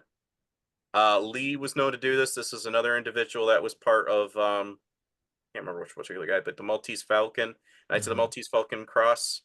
This is in World War II. Basically, what happened at the end of the American Mexican American War, everybody prior to Civil War, like Lee, Grant, a couple of the other big shots, they were all down in Mexico City, and while they're signing off the terms with them, they formed a lodge in Mexico City. So there was already this little brotherhood that was going on prior to all of this, and when Ulysses and Grant were settling down, it was very interesting that Grant was making a defense. He had an Indian officer, and Lee at first didn't want to shake his hand, but then he's over here saying like, "Don't worry, he's one of us." And then he was, it was just wow. So much stuff that's going on behind the scenes that folks don't know. Grant also had a bloodline, a Masonic bloodline. Was he actually friends with Lincoln? Mm, From what I've read, it does sound like there was a friendship there. And like I always explain to folks, you can't just say Mason and like you're automatically best buds, even though there's like no, there's still societal issues. There's still left versus right, cultural. Like, oh, I grew up in the South. I grew up in the there's always, yes, there are elements like that in play. Do not get me wrong. However, there's also a little bit of the Red Cross barrier, you could call it, where I think it was President McKinley. He was during the Civil War, and he went with this doctor, and he went over to start tending to some of the Confederate prisoners. And he noticed, is like, you started giving them your money, and now you're broke. Why did you do that? He's like, well, you notice when I was shaking their hands, and he goes, he's like, when I was shaking their hands, they confirmed to me they're part of the Brotherhood. He's like, Mhm. so you're going to give money just because they're part of a brotherhood? He's like, yes. He's like, well, who's going to pay you back? He says, it'll come back to me at some point. It doesn't matter. So McKinley, seeing this, was going, well, if that's what that kind of organization does and gives you money whenever you basically want it, I want to be part of that because that sounds like an amazing brotherhood. And that's how McKinley ended up joining. So I would wager to guess that McKinley and any president that's been shot at, there had to either been some similar thing to a JFK. I think JFK was defecting in a sense because he started talking about secret societies. He started doing things that were causing the bad guys to go, you're not stopping our nuclear program over here in Mossad country. So this Yeah. was causing some issues. And I think there's always that moment in history where it's not just something random. If we dig long enough, we're going to find, oh, you were part of a secret organization. Yeah. Just like the guy that shot, what is it, the count that started all World War One. Oh That was yeah. very meticulously planned. Yeah, that'd be a cool episode actually. Just all the It's how that how things were really orchestrated behind the scenes with World War One would be fascinating. But be a just series. to comment on just a common thread it seems that we've had in this conversation today, it's this idea that okay, so here you see a Nazi, you see Himmler making the same hand gesture, hand symbol Mhm. as General Grant. So it does beg the question yet again: where did the Nazis get some of these symbols and hand symbols from? Right. And allegedly, I've heard so many mixing reports, so take it with a grain of salt because we're always still trying to scratch our heads and figure out. So you were against this particular people who allegedly had all the secret society stuff and you wanted to get them out. So my question is, were you trying, and again, allegedly, he closed down a lot of lodges, allegedly. So if that was the case, were you trying to hijack what they had and then like reboot it as in like now it's ours and we're going to make this system work and we'll militarize it? I think that's a plausible. Whether that's true or not, I don't know, but it would fill in that little bit of a gap of why would you want to get rid of them? I was like, well, apparently it was successful for them for hundreds of years. So what if we just use the same formula Like you Mm. said, let's steal the blueprints and we'll do it for ourselves. And of course, all the countries around the world are like, you don't understand how big our organization is, do you? Mm. We can manipulate any government to do what we want and we'll put an end to what you're thinking. So I don't know, but that's something where I kind of, from all the stuff I've read, I could see that as a plausible case of we've been incentivized to basically hijack what was already here. Kind of like, you ever hear of a hermit crab? Yes. So basically go in, evict the former owner, and now your shell is mine. Yeah. Yeah. Very similar premise, just hijacking secret society in a similar sense. Yeah. What I suspect, because some people are saying he's a good guy, and I'm like, we got, you know what I'm saying? Yeah, I do. I do. And I'm in like I know I keep bringing it back to the symbolism, but I'm blown away by this because I'm seeing new things here today. I mean, even this connection to Mussolini here. Yes, Mussolini, and I found this interesting because somebody was, there was something I was watching, like a clip in Italy, and all the guys were dressed like this while they were carrying a casket, Yeah. and people were freaking out, going, "What in the Ku Klux Klan is going on here?" Because there was a black guy that was walking by, and his eyes were getting big, and he's doing like walking by, like, "What the heck?" Yeah. And this is where it actually stemmed from, these hoods, and it was making me scratch my head, saying, because when you start digging into the mafia history, you find more Masonic connections and where these caps originally stemmed from. And it was, I did like a video on it on Instagram, but it was making me go, okay, so where did these caps originate from? And you have a whole history of what you start to unravel, and you're like, Well, that okay, points back to Rome with uh-huh, Mussolini and with the mob as well, the Sicilian mob and the mob that came out of Italy. Uh, yes, very, very strong ties to what I would call the Club of Rome or the Vatican, or you could say even the formerly known as the Roman Empire, because they never really went away. They just kind of, in my opinion, they just kind of rebranded themselves as the Vatican. yes. Well, again, what was his name? Voltaire allegedly saying the Holy Roman Empire was neither holy nor an empire, and all that sort of thing. And I'm over here like, yeah, he wasn't wrong. It basically just morphed into fiefs, kingdoms. That Yes. was, you had to kiss the Pope's ring again. But what's the Pope? The Pope is the sun god representation on Earth. And I find Yeah. it interesting that America's Washington D.C., Maryland, was allegedly done by a guy Yes. called Andrew White, a priest, and he made it for Mary. And DC was known as Rome in 1669. So it was making me go, hold up. So White House, that based off of Mr. Andrew White and the Jesuit influence of, and like I said to folks, what do you always see with alleged baby Jesus, aka Christ pagan doppelganger in the Catholic Church? That's Tammuz, Nimrod's son. He sucks at the teat of the whore of Babylon. So the ideologies are getting nourished by the mother. How do you get us to go back there? Just volt patriotism is what I would suspect, which we're Yeah. seeing a little bit of a movement being stoked at this current time. Sure. And it goes back to goddess worship as well. Yes. Big Yes. time. I mean, and you see that all through DC. It takes a minute. You kind of have to train your eye, but even like you said, Maryland, Mm-hmm. I think points back to goddess worship. But when you look Mother at, Mary. yeah, when you Mother Mary, when you look at DC, we have the Statue of Liberty, and we have all this other female iconography there. Mm-hmm. So yeah, there's a lot going on here, but you can start to see you can start to cross the T's and Not nice. dot your I's a little bit and make connections. Yes. And the other thing here that I find interesting is in 1871, Hmm. Grant told the new groups of the Knights Templar. Again, you can trace that back to Catholicism. But in 1871, when you look up Robert Wynne Miller, you can find him on YouTube, folks. He's done free lectures. He stated he was a Mason. And he also states that he now has the blueprints to the American flag because he was able to find loopholes, basically, because he knows doublespeak very well. He was one of the lawyers for Clinton's sexual scandals. But he said in 1871, America's United States Postal Service, they took over Hawaii and they basically turned America into corporate America. And there is literally documentation on this.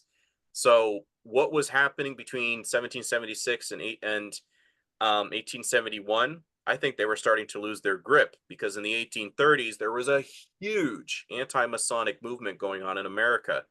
And it took a couple decades for it to start dying down. And Thaddeus Stevens, if you ever watched the movie Lincoln by Spielberg, he was played by Tommy Lee Jones, that particular character in the movie. He Yes. was trying to pass legislation to ban any secret societies, aka Masons, from having a part within our government system. And I was like, oh, of course that didn't pass, but I'm over here going, I wonder why, Mr. Stevens, did you feel incentivized that has to be a thing? I Mm. wonder. But again, 1871, the minute Grant came in, all right, let's fix this.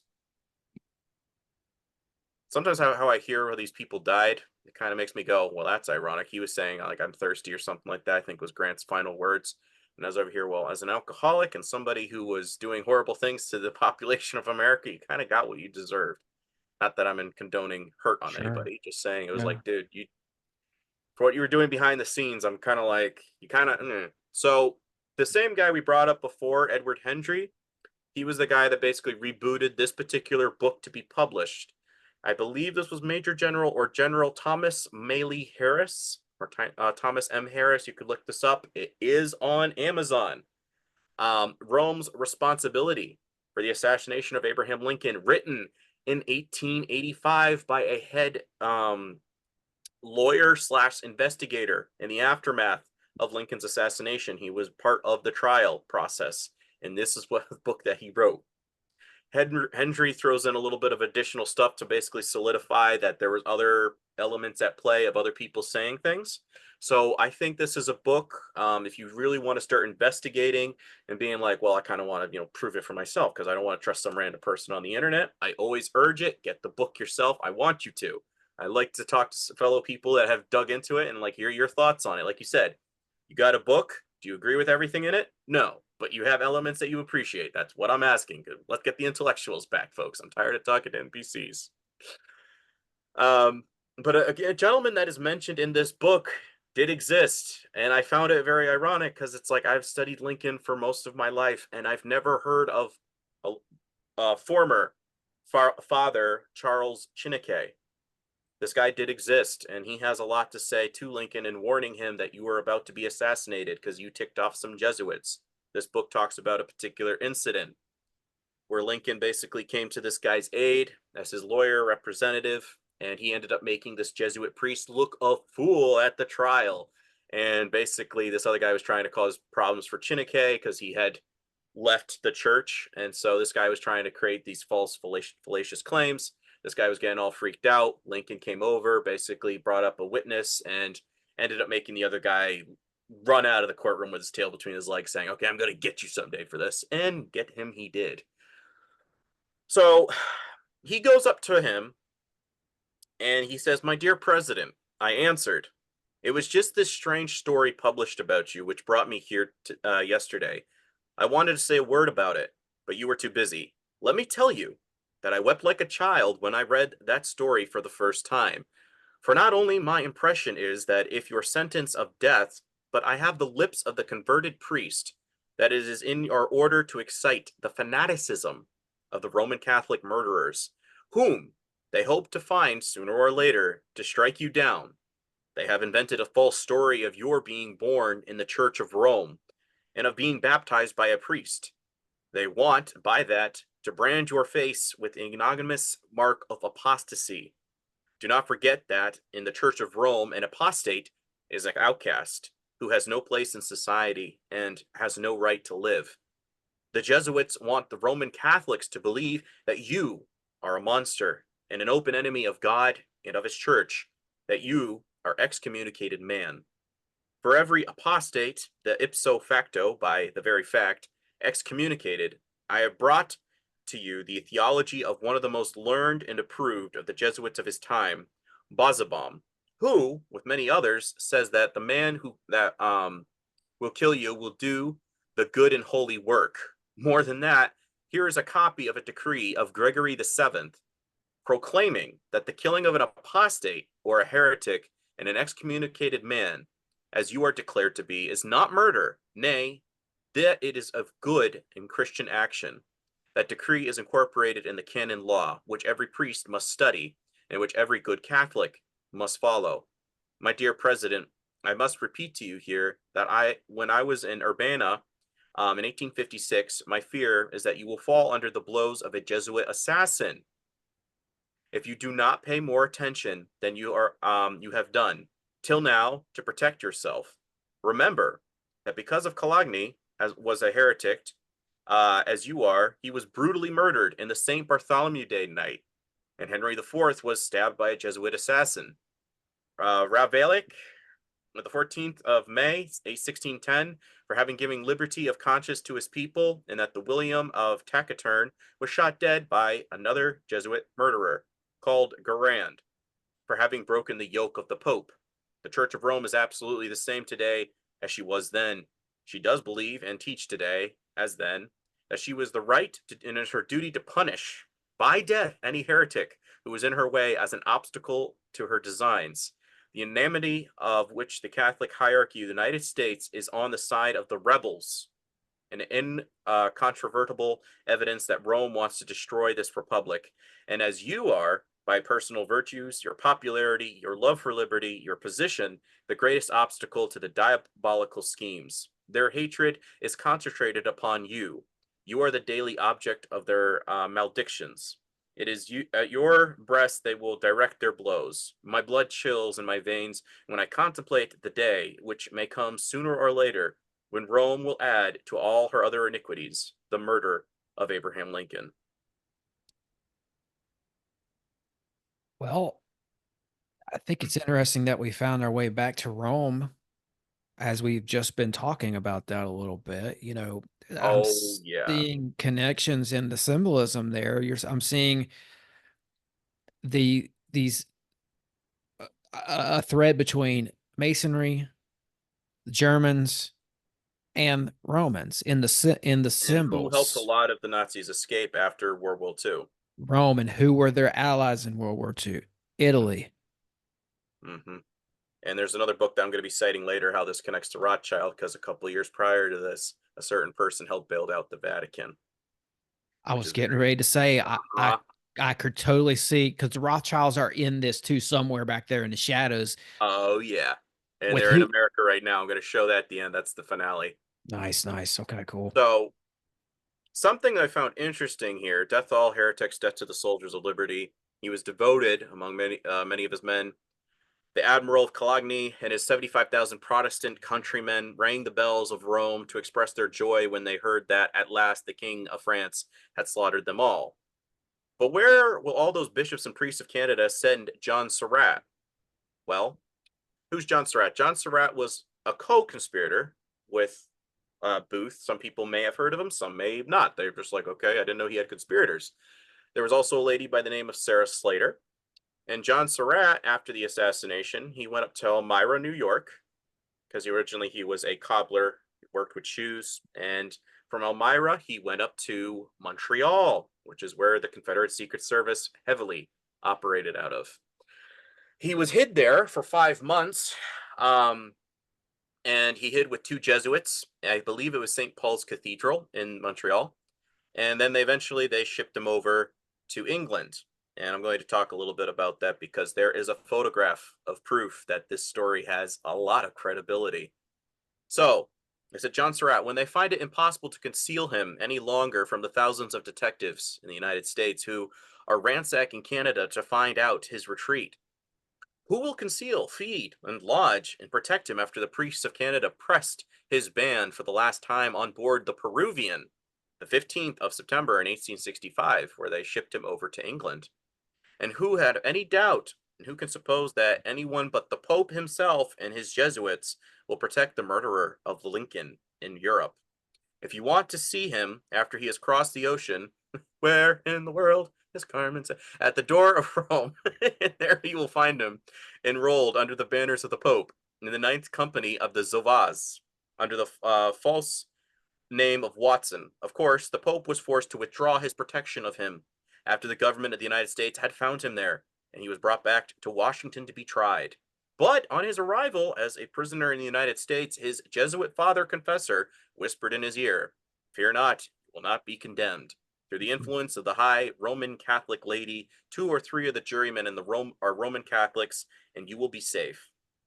Those who have read the 2 volumes of the trial of John Surratt know that there has never been any evident proofs of guilt were brought against a murderer that in the case.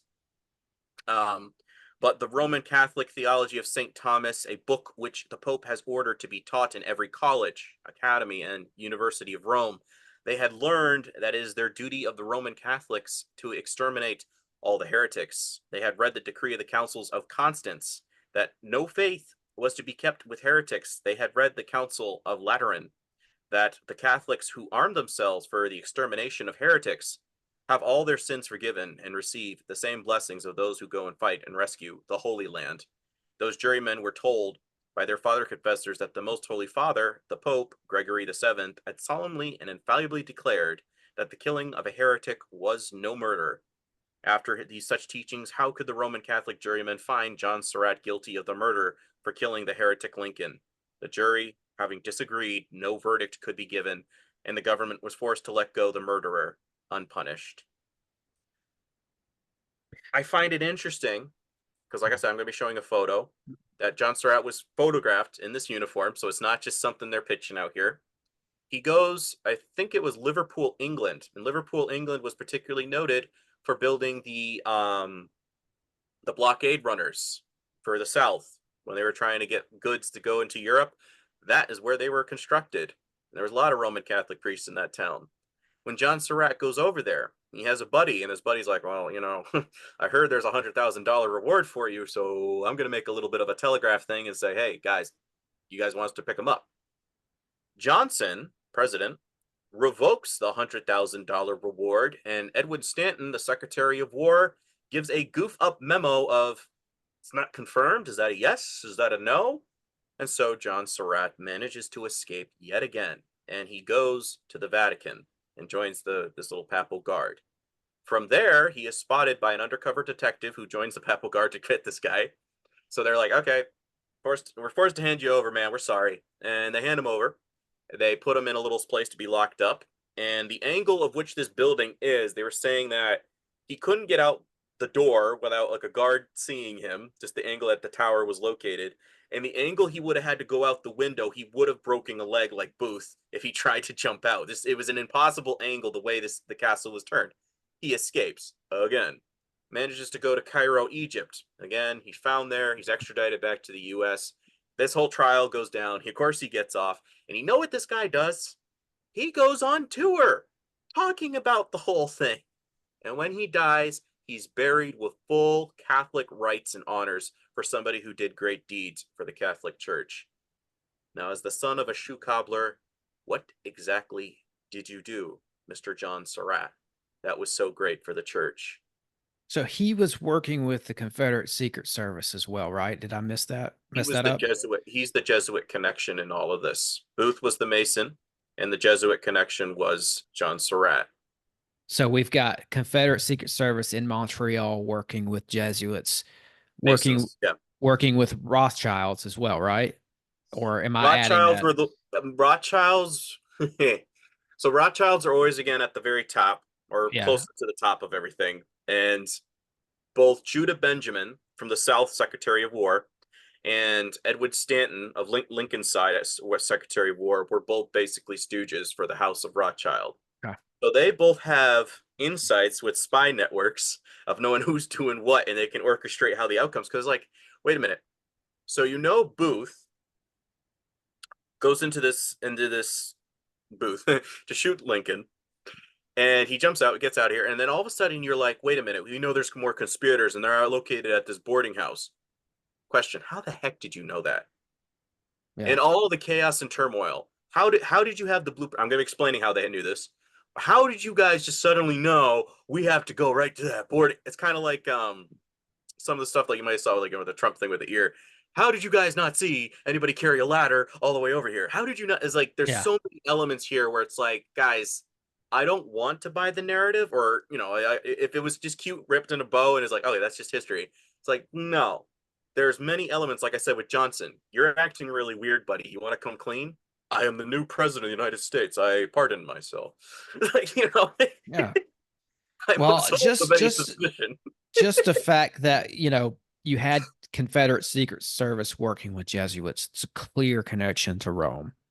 Yes, and the fun fact, out of all the countries in Europe that sent their condolences after Lincoln died, you know the one country that never did?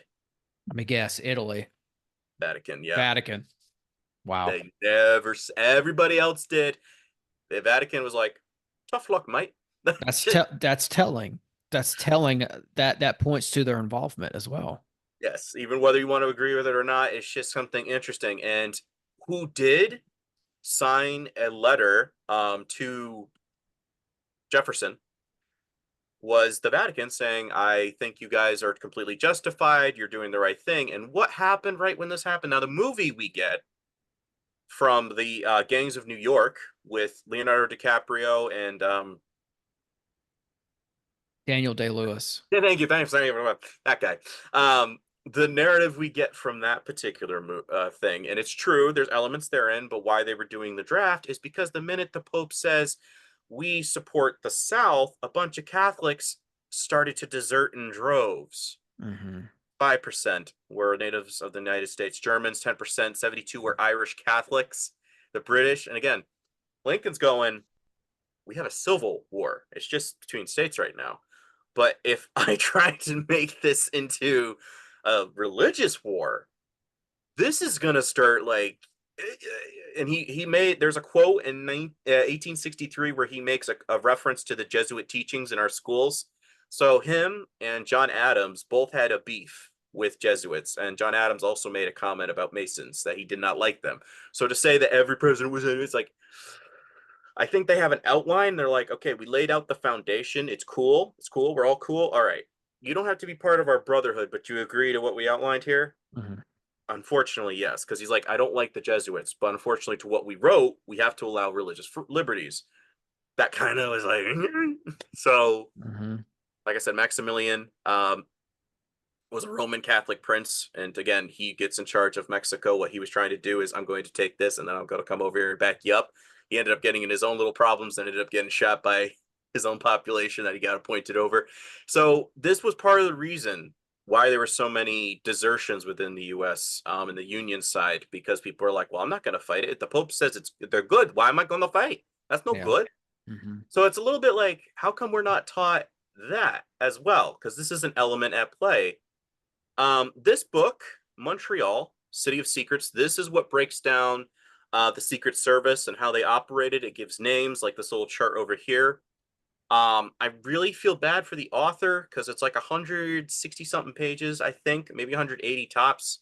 And he probably could subtract about 50 because a lot of it ended up being duplicated. I don't know who his editor was. Maybe he was self-published, but a lot of it is like kind of recycled. But there's enough there where I think it's worthwhile to compare contrast because it does give more validity to the book written in 1885. And it just outlines that John Surratt, John Wilkes Booth, the guy, remember the doctor he meets after he got shot, or sorry, he fell down and broke his leg, and he went to go see the doctor Mudd. Okay. Mudd, he wasn't innocent. He was part of a ring. What was the name of this particular guy? Captain P.C. Martin, who prior to the war was selling Catholic Bibles. Found that interesting. So the doctor that Surratt went to is who we're talking about. John Wilkes Booth. Oh, okay. Booth, after he jumped down. Oh, when he broke his leg, he went to go see Dr. Mudd. I got you. Yep. Dr. Mudd was part of a Confederate, like how to run the route without being detective. He was one of the stops for this particular thing. And he had connections with Captain P.C. Martin. P.C. Martin was basically the guy that says, okay, you've come up here to Montreal. We've given you some training. I'm going to write you a letter of introduction to General Lee or whoever you're going to go see down in the southern states and basically give them the A-OK that I've approved you or I know you. Vouching, basically. Letters of vouching and recommendation. Well, what really stands out to me there is I can't help but ask this question. What are the Confederates doing in Canada, in Montreal? How did they? Why there? And how did they get such a trench in there? So in this whole Canada operation? Was very pro-South. See, you never hear that. Yes, and this you, again. You And I'm always hear Canada didn't have slaves. They were on the side of the North, is what I usually hear. yeah, most of them were pretty pro-South. This is constantly, I'm going to explain a couple of incidents. This is constantly why the South kind of wanted to procure an incident because they wanted both France or England to come over and kind of back us up because you're the ones with the steamers. Union is not quite there yet. They're just starting to get the what was it, the Virginia versus the Monitor. They're just starting to get these metallic ships up and going because we're in a war. England's already up to par. They've already had this for like the last 5-10 years, maybe, of technology. And if they come across the ocean, they could literally steamroll right through the Union blockade, cause absolute devastation on two fronts, and Lincoln would be forced to capitulate and say, "Fine, you can have the South." Well, let me ask you this: Was Canada does it seem like the government of Canada standing with the South behind closed doors, or is it just certain spots in Canada, certain cities, certain like Montreal? Montreal, especially, because I'm going to be explaining as we go along. There's a couple more incidents. Okay, I'm going to no connect the worries. dots. But But you see where my fascination lays here, right? absolutely, With that yeah. whole connection in general, it's like who on the Canada side were uh, who in Canada who was benefiting from the Southern Alliance? I think they Were just they like the tenacity Jesuits that or some of them what? were. As I might as well talk a little bit here. So Lincoln basically was going broke.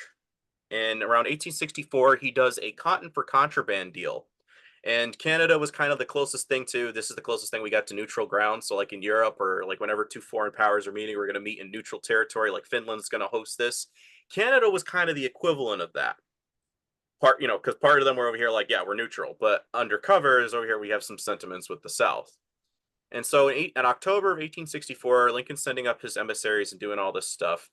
And some of the things I'm finding interesting is Edwin Stanton is sending up his brother-in-law, who is the National Chief of Police, and he signs into a particular hotel that was known notoriously to be the hangout for where the Confederate Secret Service would. And the name, Sarah Slater, she's known as the Lady of the Veil. If you kind of want to look up for her in history, they think this is her. Not quite sure. I said this is the most likely. And it says they think this.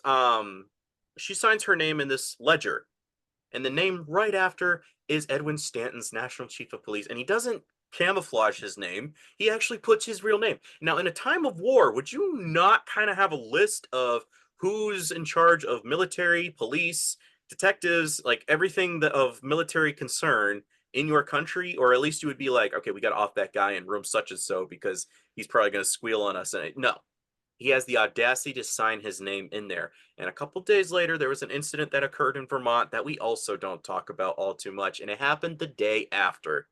That tells me they were comfortable in Canada. Oh, they were very comfy, but it did start an incident. I'm going to explain that. I'm going to unravel a little bit. But right, because they're comfortable enough to use their real names up there, Yes. they obviously feel like they're in a safe space. As somebody who's in the Union and this is where the Confederates hang out, like their Secret Service, and you're a detective, you should know this, especially when your brother-in-law is in charge of the War Secretary of War. You think you're this stupid? Yeah, or it's either comfortable or stupid. Right. It might be more stupid. Great. And anyways, this is a photo of John Surratt in papal uniform. So don't give me he wasn't, like, you can Google this actually. John Surratt, papal uniform, and this will pop up as the image. So it's not something where I'm just, something random in a book. It's like there was a photograph. So it kind of gives a little validity of, okay, didn't know that. That's kind of interesting. How come we don't talk about that? Mhm. Jesuits and Freemasons, all seeing eye. Mhm. LCNI. And I is the symbol of Tammuz, aka the guy in the pyramid, Nimrod's son, aka the third eye guy. Um, just saying, I'm showing just symbolism here because I don't want to get too much into it. If you want to watch my other shows, go for it. But I'm just showing like they did have a hand in all this. The Masons and Jesuits, there's basically black and white. Think of it like that, like the little checkerboard you always see them in masonry. So you got the black guy, you got the white guy. And I'm saying as in like I do more nefarious things with my club. You look all white and righteous to everybody else out in public. That's what I'm saying as a black and white. That's kind of similar to their robes. You look nice, white and pure. Um, did I swear this thing just skipped a couple of slides of importance, and I'm trying to figure out where they are. There we are. Okay, we're getting there. Yeah, that's why. That's why. That's why. Okay, never mind. So, you ever hear about Dagon in the Bible?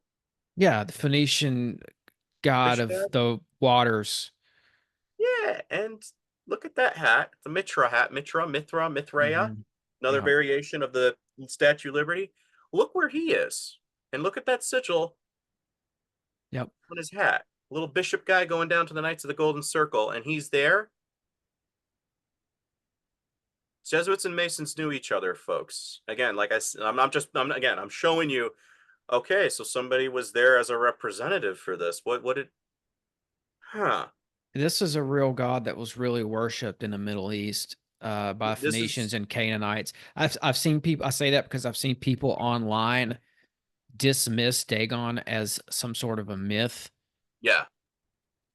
but this was. I mean, I would argue that this was a real entity. But that aside, it was definitely a god that was being worshipped by real people who walked the earth. Yes. This is equivalent of Nimrod's son Tammuz. I did an episode where I've connected grain because his name means grain and again bread of life. This how all the doppelganger thing. This has connections with Tammuz, Nimrod's son, and another guy called Attis, who both individuals allegedly were castrated or died by a wild boar. And this is why they do the 40 days of eating pork for Lent, and why they put a cross. Do you know the cross was the symbol of Tammuz? And Christ dies upon the cross, and this is the occult Messiah figure. And I just talked about the Hermetic Kabbalah tree of life. Christ was put on this thing, and like you were just talking about astral possession, when you put the Caduceus staff on top of this Kabbalah thing, it looks kind of like Christ sprawled out. Why? Because it was a mockery symbol. You want to be our God? Wow. Yeah. And again, Melkut, their Leviathan, comes up Mhm. from the roots of this tree. It represents X for Osiris rising, and there's a certain guy with a lot of flower farms known as X. Yeah, right. Yeah. So I find it interesting that Corona is at the top. So that was the crowning achievement. And like with Baphomet, which connects with this, Hermes is an equivalent of Baphomet, not just Satan. Solve, to bring something into existence, his tattoo on one arm, which was 9/11, like I said, his coronation day for an antichrist. Coagula means blood clot. Interesting. So we had two events that have already been done. What's the last thing? Pentagram over the pineal gland of putting a deception over the hearts and minds of men, aka like Mark of the Beast, I would say. Indeed. This I could top go into that in more. left, Yeah, there's a whole rabbit trail with that, but this top left picture here. yeah, Who is that again? That's this is the Knights of the Golden Circle. A okay. little bit before the Civil War, but there's a representative of the Catholic Church wearing Oh that yeah, symbol. and it's got the Iron Cross on it. So again, we're Uh-huh. seeing well, an amalgamation of different I was going to say, Germany used this later, but Yeah. you've got that thread again of Masons, Germany, and Italy. Hmm. You're seeing all this stuff popping up in all the same places there. The fish Dagon cap with the Iron Cross on it. It's wild. Right. Hmm. And Okay, again, could be wrong, but I find it interesting that everything, even though people are saying, "Oh, you have it wrong. It's the one true church," it's like symbolism wise. And I did another one where I was breaking down the etymology, like pontifices means the chief of the high pagan priests, like pontifex, like every single word, like dispatar. Dispatar. Dis means set apart. Saint means set apart. Patar Peter. This Latin sky god of the underworld. Where do we meet Saint Peter allegedly? It's like, guys, come on, like yeah, this kind of touches on something that I've been working on lately, and without divulging too much, basically, yeah, I will just say this: I've found that Italy is very much an occult nation. It's one of yes, when I think of occult nations or nations that have ties with the cults, with occults and occult symbolism, I think of Italy's up there on the list. We'll just say Italy and that. England, especially. Yeah. And I always point to that Dagon, the hat of Dagon that they wear in the Catholic Church. So uh there's other, there's a lot of other things, like it goes really deep, and even like down to like tarot cards. The first tarot cards come out of Italy, Yes. out of very prominent families in Italy as Yes. well. Probably definitely families. Yeah, absolutely. It's just super interesting. But keep going. I'm sorry. Yeah. Well, like I said, this is Semiramis and Tammuz, aka Nimrod's wife, mom, who he did his mom. Yeah. That's what actually the premise for Back to the Future is all about, folks. And again, they're wearing this particular symbol during their meetings. This is a sketch that somebody was doing in the side. Skull and Bones, which again, when was that founded? 322. 322. So 3 times 322. 22 is 66. Big deal. What's missing? The I or the 1, Ascension. 616. Or I, 6I6. Okay, you sure about that? 2 times 33? 66. What's missing? The I, a 1. It's Ascension. 1, becoming your own god, essentially. Well, I don't really believe you, Brandon. All right, you watch Marvel movies, right? Yeah. 616. You're on planet 616. Why do they pick that particular number? Ascension, the eye, Uh-huh. the pineal gland. Yes, I, 1, and ascending, the God particle, essentially. And I Mhm. just like, guys, again, it was like, that's not real gematria. I'm like, well, how come it keeps popping up? Well, that ties. Well, you keep touching your forehead there. That's why I said the My pineal gland, pineal, because of the third eye. That's how that fits in, right? yes, and that's the symbol of Nimrod's son, the occult messiah figure. So, just saying, it's Okay. weird that this keeps Mhm. popping up with the Skull and Yeah. Bones, with Yeah. Masons, Marvel, and it's like, yeah. So this particular individual, he was known as the champion of pool up in Canada. And Booth is doing his little tour as an actor, and he goes over and he starts bragging. He's a little bit in a drunken state, and he goes, a double karam in the bag in the biggest game this side of hell. In billiards, the term karom refers to the act of sinking more than one ball simultaneously. When talk turned to the upcoming election and Lincoln's prospects, Booth said, "It makes damn little difference who wins, heads or tails. Abe's contract is nearly up, and whether he is reelected or not, his goose is cooked." Dion thought this was a little bit of a boozy bravado until he heard the news of Lincoln's assassination 6 months later. So it wasn't somebody that was just having a sore, loser. This was somebody that's premeditated.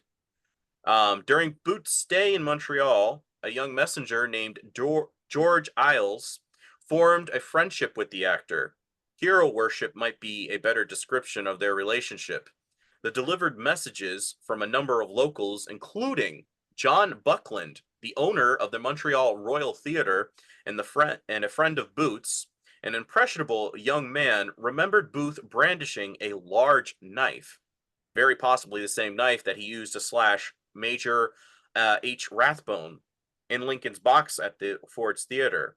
While promising to make short work of the president, kidnapping may have been the Booth's original aim, but his behavior and choice of words in Montreal suggests that he was contemplating a more lethal outcome. Finally, we know that many key members of Edwin Stanton's National Detective Police were in Montreal. Stanton's chief spy, Lafayette Baker, was a regular at the St. Lawrence Hall, as was his brother-in-law, Walter Pollock, who was also a National Detective of Police detective.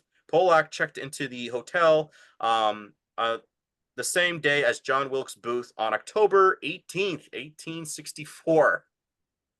Interesting. Baker checked in a few days earlier as John L. Baker. No point of departure of room number is given. A hotel, much like a ship, is a small place where gossip and rumors flourish. Booth had made little attempt to disguise his violent intentions towards Lincoln, especially when he was drinking. That, no one in the hotel overheard and reported these threats, not even the National Detective Police present, remains astonishing. Hmm. I find that very interesting, and again, it's another little thing where it's like there's not just me saying it, there's somebody else corroborating. Wait, So you had foreknowledge, again, just like our modern day CIA, you knew that something was going, somebody's talking, or you have somebody on a list, allegedly, and you did nothing to stop this. So you knew about this 6 months in advance, allegedly. At least someone talking. You didn't pull them in, you didn't stop. So this is what you were bringing up. The South was trying to constantly provoke, how do we get the UK in on this? How do we get France in on this? We need somebody to back us up because we do not have a navy. Essentially, we're very Yes. screwed. If we had a navy to counteract what the Union has, maybe we could actually come back and we can actually get what we want. So you remember the Trent crisis, Yeah, I've the read Trent about affair? this. Hmm. So basically, these two guys were going to go over to the UK and do some negotiation, and this admiral basically picks them up from the Union. And it's like, you can't just arrest people, even if you have suspicion, even if you have document paperwork saying this is what they're doing. You cannot do that because they are not actually military prisoners that you can do this. They're politicians. So there's a little bit of a loophole of you can't do that. So this actually was prompting the UK to send a whole bunch of steamers. They were going to send them all up into Canada. They were going to talk with Lee. There was a guy that came over and he was watching some of the training of Lee's troops over in Virginia. And he's like, you have such a small army, but it's amazing the loyalty they have for you. So what they were going to do, the UK, they were going to send a whole bunch of soldiers into Canada, come down from the north, and then they were going to just blast right through the blockade because they had iron on their ships, whereas most of the Union only had wood. So it would have been very easy. They're fighting basically now on three flanks, the Canada side, the South, and they're dealing with the naval aspect. So what does Lincoln do? All right, hand over the prisoners. We're very sorry.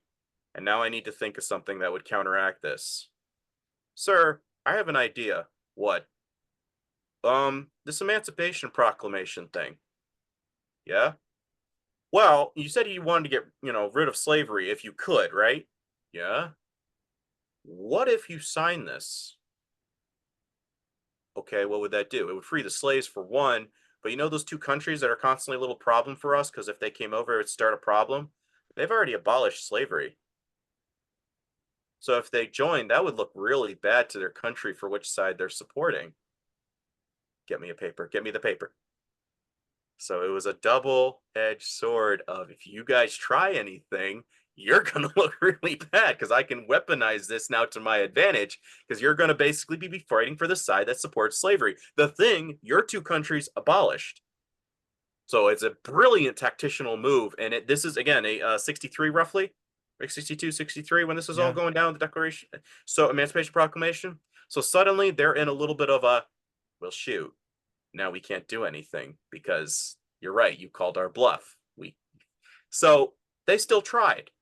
And this is where we get the St. Albans raid. Have you ever heard of this? No, I have not. No. Okay. So this is a book you could pick up. It's very concise, not too long. It's about 100 some pages, very short, but it's very good in explaining. So basically, the plan was, okay, so we have this guy, this general that's basically cutting right up through the cell. He's cutting us right down the middle, and we need to make them think we have a little bit more oomph in us, that we can pull a little bit more daring do, and we can counteract what they're doing to us. We can do the same game. So what this group does, they take a cavalry contingent, they go all the way up around the lakes, they go into Montreal, Canada, and they end up, talking with the Secret Service. They start getting their navigational stuff, and they make a raid into Vermont, St. Albans, right off the border. It's basically going to be a hit and run tactic, and basically that's what they're going to plan is just keep hit here and then run away, hit here, run away. And note the date, 19th, the very day after that Baker and his brother-in-law show up at the hotel. It's the very next day that they hit. I found that interesting. Mm-hmm. Again, could be a coincidence, but the timing. Mm-hmm. And so Bennett Young was the guy that led this little group down there, and this started a whole incident. Again, everybody's like, what are you talking about? Canada's neutral. They cannot operate military conduct on a neutral country. That is not. So this started a whole thing. They had the St. Albans raid trials, and these guys were being hosted in town with all the big shots. They're like, yeah, we'll go to your court trial later. Do you want to go meet my daughter at this thing? And, they were being treated like royalty, and the Union is going like, what the frig is going on? Are you serious? These guys are right across the border. Canada's treating them like they're freaking celebrities. This is free. Again, everybody's panicking, not realizing that this is all very well coordinated. They've been doing this for a couple of years now. Edwin Stanton was backstabbing Lincoln this whole time. He sent up guys during this cotton for contraband thing. Seward, the guy that got stabbed in the neck during the whole thing, he was another accomplice. Whether he wasn't a Mason, he was actually anti-Mason, but I think he was either just a dumb dupe and he had his own little like Game of Thrones thing going on, like I'm doing my own little thing, or he was also complicit because prior to the war, he was suggesting, well, Lincoln, what if we start a war with Spain or France, and that way we'll basically distract the South from wanting to start anything because we'll be sending everybody over there, so they'll not even think about doing a rebellion. And Lincoln's like, no, we're not doing that. Like, what? Again, it was kind of like the Bay of Pigs. Like, no, Yeah. we're not starting a war. I don't want a war. Again, going counter to the narrative of he was a warmonger. Right. So now to explain Rothschild's connection here, at least a couple decades prior. And this is God's Bankers by Gerald Posner, Posner, and he also connected that Trump is now in charge of the Vatican Bank and is the exchequer of the World Bank. If folks did not, yes, and he did a segment on Bloomberg talking about this. I said that's kind of creepy. So the Vatican's antiquated view about money meant that it did nothing to encourage fiscal growth or industrial development in the Papal States. The economy stagnated, and over decades, tax revenues steadily declined. By the time that Gregory XVI, the son of a lawyer, became Pope in 1831, the situation was so dire that he felt compelled to do something remarkable. He borrowed money from the Rothschilds, Europe's most prominent, and I say Jewish because we're talking about a religion. I don't like going after ethnicity. Jewish banking dynasty. The loan was for $400,000, an equivalent in 2014 of $43 million. Was a lifetime to the church. The Rothschilds had a solid reputation when it came to bailing out distressed governments. They had steadied Austria's finances after the Napoleonic Wars and provided enough money to squash 2 rebellions in Sicily. James de Rothschild, head of the family's Paris-based headquarters, became the official papal banker. One of his brothers, Kroll, who ran the family's Naples branch, began traveling to Rome to consult with the Pope. Their financial empire prompted a mixture of envy and resentment among the officials. Most traditionalists, who refer to as James as the leader of the international Jewry, were appalled that the church had resorted to Christ killers for financial succor.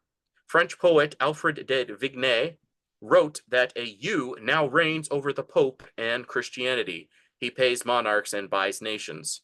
German political writer Karl Ludwig Born, born Loeb Baruch, but changed his name upon becoming a Lutheran, thought that Gregory had demeaned the Vatican by giving Karl Rothschild an audience. Born noted that a wealthy Jew now kisses the Pope's hand, whereas a poor Christian kisses the Pope's feet. He fanned the distrust among many of his faithful. The Rothschilds are assuredly nobler than their ancestor, Judas Iscariot. He sold Christ for 30 small pieces of silver. The Rothschilds could buy him if he were for sale. So the Rothschilds are in charge of the Vatican back over in 1830s, 30 years before the Civil War goes down. And the interesting thing is, you know which Pope helped finish our Washington Monument? Pope Gregory, I think it was the 14th, whatever, the one that was in charge during Lincoln's thing. He was the one that sent the rest of the marble for the Masons to finish what they were doing. This is why we have 2 different shades. And the one that we had, the little phallus that you see in the Vatican, and the bankers in London, religion, military. Is that a Cyrus tie-in, potentially? Yes. Osiris is equivalent of Nimrod. I've heard the Washington Monument as described as Baal's phallus. Baal. Okay. I've heard it described as the phallus of Osiris, but Oh, maybe sorry, that's it's the same guy because basically when Nimrod died, the mythos. Again, this is where Christmas trees come in. A lot of folks don't understand this. Well, allegedly, when he died, one, I became god of the underworld. I ascended to become my own god. Secondly, I was reborn into this life as my son Tammuz. So where we get the triune, Mhm. you look at the thing that the Catholics have, it looks just like the Hermetic Kabbalah tree of life. You have the top, this, and this. It's always just the three. And you're going, hold up, hold up. That's why when I'm doing this other episode, God's Been Divorced, it's going to break down for folks going, oh, so you're telling me God incarnate is coming from Nimrod's thing of regeneration, reincarnation. Whereas with Christ, it's resurrection. You already saw me like this. There, you know, if you were regenerated, there's no scars, there's no this. There's a significance of why I'm showing you that it's still me. Because you know what the Pharisees believe? That they can become their own gods someday. Druidry or whatever. This is why they Yeah. had tree worship. Yeah, Hollywood. that Yeah. Christmas tree thing is wild. Yeah. But again, this connects into that. It's a phallic Yeah. religion. Yeah, yeah. Yeah, we're seeing a lot of the same symbols, Yeah. here. Again, these are just some of the players just showing some faces. Seward, the guy that suggested Spain France war. This guy, oh gosh, I really do not like Stanton. The more I've read about him, the more I'm like, you lied. So when Lafayette Baker, the guy I was talking about, his number one spy, Mhm. he obtained Boots' journal. He gives it over to Edwin Stanton, and during the trials, they're like, Stanton, you got to hand over the evidence. He's like, no, Stanton, that's not a request. This is a, president's been killed. You have to hand us over the evidence about this is Boots' documents. This was on his person when he died. Okay, fine. 19 pages were missing. Redacted. Wow. And Censored. Lafayette died of arsenic poisoning. Interesting. Who What did did? Lafayette know? Who died of arsenic poisoning? His number one spy that gave him the Oh, paperwork, he died of arsenic poisoning when they did his exhumation of his body. I'm like, oh, whoa, whoa, whoa, whoa, whoa, whoa, whoa. So your number one guy who's actually read the same paper dies of arsenic poisoning, and you're the only other person that knew what the contents of that were, and you weren't willing to hand it over yeah. right away. I Inside. find that so suspicious. And this is Inside where we're job. closing. Remember when that guy was bringing up Myron Fagan, and he mentioned this Jacob Schiff guy? Yes, I do. I was going to ask about him. And this is how it connects to our money system. Again, I'm tying it all into modern day.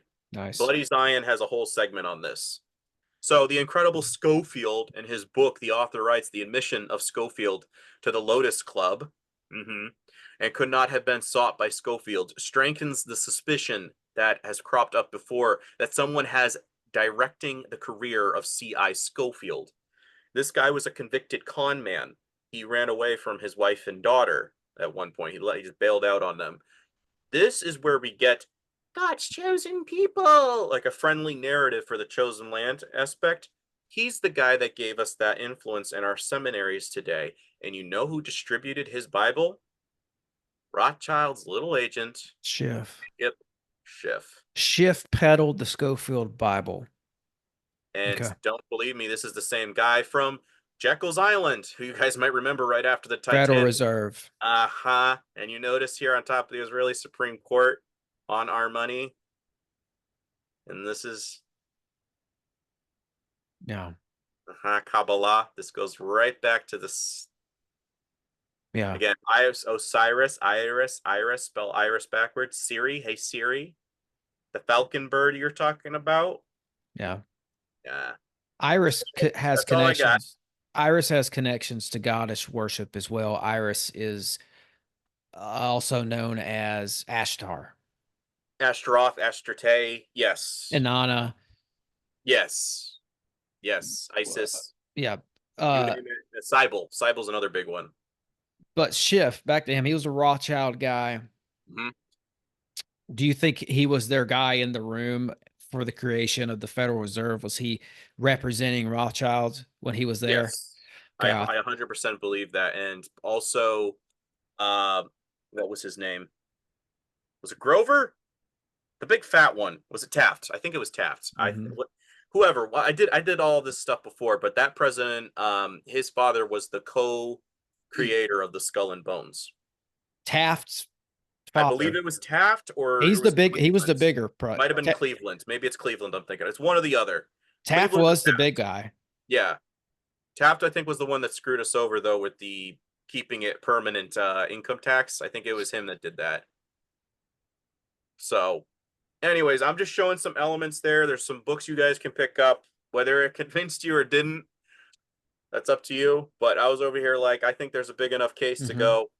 There was definitely some Jesuit Masonic connections, people shaking hands in dark, shadowy rooms. And Lincoln, I don't know. Everybody paints him as this like bumbling idiot, and they thought he was a hillbilly. But it's kind of like one of those movies where you're trying to assassinate somebody, and every time you like shoot at him, he's like ducks over, and that's kind of what Lincoln was doing with policies. It was constantly like, how is this buffoon from hillbilly nowhere outsmarting us at every turn? And that's honestly how I've seen Lincoln from all the stuff that I've read. He wasn't somebody that was a warmonger. He cried all the time when he got the stats after a battlefield, as I think his secretary John Hayes was writing about. He's heard him pacing back and forth. It took a big toll on him, and he genuinely was trying to seek God through all of it. From all the accounts that I have read, sound like this guy was genuinely like, God, I don't this is like a big responsibility. I don't know how to do this. So He seems like a guy that maybe they had misconceptions about him. Maybe they thought that he was going to be easily controlled. because he's a He's Nephilim. But with Lincoln, like he wasn't controllable, right? Right, right. That would be if there was a tie-in with JFK for me, that would be it. Here's a guy who's not going to play ball. He played ball perhaps in terms of JFK, he played ball to get into office. Once he was in office, he kind of started blazing his own trail and Yes. wasn't working with, all these people behind the scenes who run the world or want to continue to run the world. He's not controllable. JFK was not controllable. I'm seeing the same thing in this presentation as it pertains to Lincoln. Right. He's Right. not a Mason. It doesn't seem like he has a whole lot of ties to politicians to begin with. Like it seems like he ran because what do you say his wife wanted him to, Oh, basically. and she was horrible, dude. On their honeymoon, so somebody was writing. The guy, 1930s, he was actually able to meet a lot of the people that knew Lincoln, and he went to this place that was owned by a boarding house. And it says that on their honeymoon, the next morning they were arguing, and she poured a boiling hot cup of coffee in Lincoln's face, and he didn't explode. He didn't even get mad. He just was like, he Wow. actually tried jilting her and ran away for about a year or two. Came back and she's like, "Okay, you're marrying me." He's like, "Fine. Like, when do you want to get married?" "Today. It's my birthday. We're getting married." So there was this kid that was there in this boarding house area that they were staying, and he's in there and he's looking out the window as he was polishing his shoes, and he goes, "Where are you going?" "To hell, I suppose." Knew what he was getting himself into when he married that Somebody woman. somebody summed it up, said perhaps the greatest tragedy of Lincoln's life was not so much his assassination, but his marriage. And this was the reason that Grant and his wife were not in the same booth the night Lincoln was shot, because the day before Lincoln was riding around on a horse and everybody else was in the chariot. And he was She's talking to this young gossiping, right? he was talking with this young lady, and she's over here going, and they're just like, I don't want to sit in the booth with that lady ever. Like, I need a break from Mrs. Lincoln. So there's a reason they didn't want to be there. And this is the night it was like a little extra help might have been a good thing. So yeah. Yeah, Just she was a handful. I think she was into the spiritualist movement too. yeah. Do you know what I'm I talking wouldn't about? I know she died in poverty. Lincoln was absolutely appalled that she was blowing money, and she's like, there are people out there that are like suffering in battlefields, and you're frivolously spending this stuff. And they had to get like a loan from Congress to pay for some of this, and he was not Wow. happy about But it. she was into seances and such, from what I understand. I haven't read that, but I would not be surprised Yeah. because she was already on the Yeah, look it up when sometime if you get the inclination, like just yeah. put in Mary Todd Lincoln seance. Oh It's an interesting read. But when it comes to Abe, I that just don't. surprised me. Yeah, I just he is different. He is different from the other presidents. I think that's one of the biggest takeaways from this for me. One of the takeaways, because there are many, but one is definitely that he was a very unique president. And how many presidents were not Masons? I mean, I have a list. it's not many, right? I think it's like 20 something, but Okay, well, that's more than most I of them thought. were or a vice president was. So like if Sure. this guy gets Right. out, we'll get back on schedule. Mm-hmm. And again, 1830s was a big uh-oh, people don't like us because the guy called Captain Morgan, which is in the book, he was kind of sprouting out. He disappears, and everybody's going, "What'd you do to him?" Well, we're not supposed to. Darn it, we're supposed to get rid of people that are squealing on us, but at the same time, we just caused a whole press incident. So The public opinion, that's what they were worried about. yes, Yeah. So what in some if you were to summarize that presentation, and even if you have to draw some conclusions, even if yeah, you have to speculate, what do you think really happened there? I I mean, think honestly, Lincoln was not the guy they wanted, but then they said, "Okay, fine, it's not so bad. We have some guys still in the cabinet that can, like again, for a price, will betray the country. We'll just dictate it because they're now both in charge of each side as the spies of war. So we can kind of, again, this is how Jesuits operate, especially with spies. So we can kind of maybe smooth this over and constantly, like I said, it's kind of like that classic doofus guy is like every time we try to get you to do something this direction or borrow money from these people. No, we're not going to do that. We're going to do this. And eventually came to the point of if we don't get rid of this guy, he's going to ruin everything we have planned. So like could America possibly, I don't know. But I think this guy was causing problems. And what was the thing I wanted to bring up here? I found it interesting that all the way in Minnesota, I think this was like, I don't know, 2 3 hours ahead of time. It talks about it in the book. There was these two Jesuit priests that were in a store and then walking down the road, and they were bragging how Lincoln was shot. And they're like, that news didn't get reported till like 2 hours later, but they were talking like he's going to die tonight. And it's kind of like, wait, how do you know that this is going to happen? And it also was during Easter weekend. There was like a reason and strategy. Again, you know how they plan everything by the freaking stars. I yeah. don't think this is an individual where you were over here going, you're part of us, but we have to make it look good and kill you off. It definitely sounded like somebody like you're just causing a problem. There's literally no way to Yeah. work around you. We can't negotiate with you. Maybe he was smarter than they thought. From what I've Mm-hmm. read, it doesn't. Maybe I don't know so much about his time when he was in Washington D.C., but maybe this kind of gave him a little bit of a foundation slash his incident as a lawyer with the Jesuit priest gave him a little bit of an inclination of maybe I should research what these societies are like and what they are capable of because he was even having visions. Remember about I'm going to get assassinated, I'm going to die soon. Like towards the end, he was having a lot of visions of this. So I Yeah, it's think, like he knew, right? It's like yeah, he knew that he was going to be knocked off. yeah, And he also had an inclination that it would be the Jesuits. yes, Didn't somebody told him that, right? They're like, Shinnick, yeah, I'm afraid that the Jesuits are going to assassinate you. And Lincoln says something along the lines of, I know, and I think that they'll be successful at it, right? mm-hmm. So it's like he knew, man. It's He just that's accepted it, but it's just like, dude, I really got to hand it to him. That was the other thing with what's his face Booth when he was a kid, like 12, 13 years old. He went to a carnival and his sister had convinced him, let's go see this little gypsy lady that reads palms. And so the lady's reading his thing. It says, you're going to have a quick and fast life, and the nation will be screaming your name. And what's one of the last things that Booth is doing as he's laying there? He says, somebody hold up my hands, because his spine was freaking shattered from being shot in the back. Which, again, I kind of have to wonder if it was kind of like we got to shut him up because if they interrogate him, we're going to have a problem.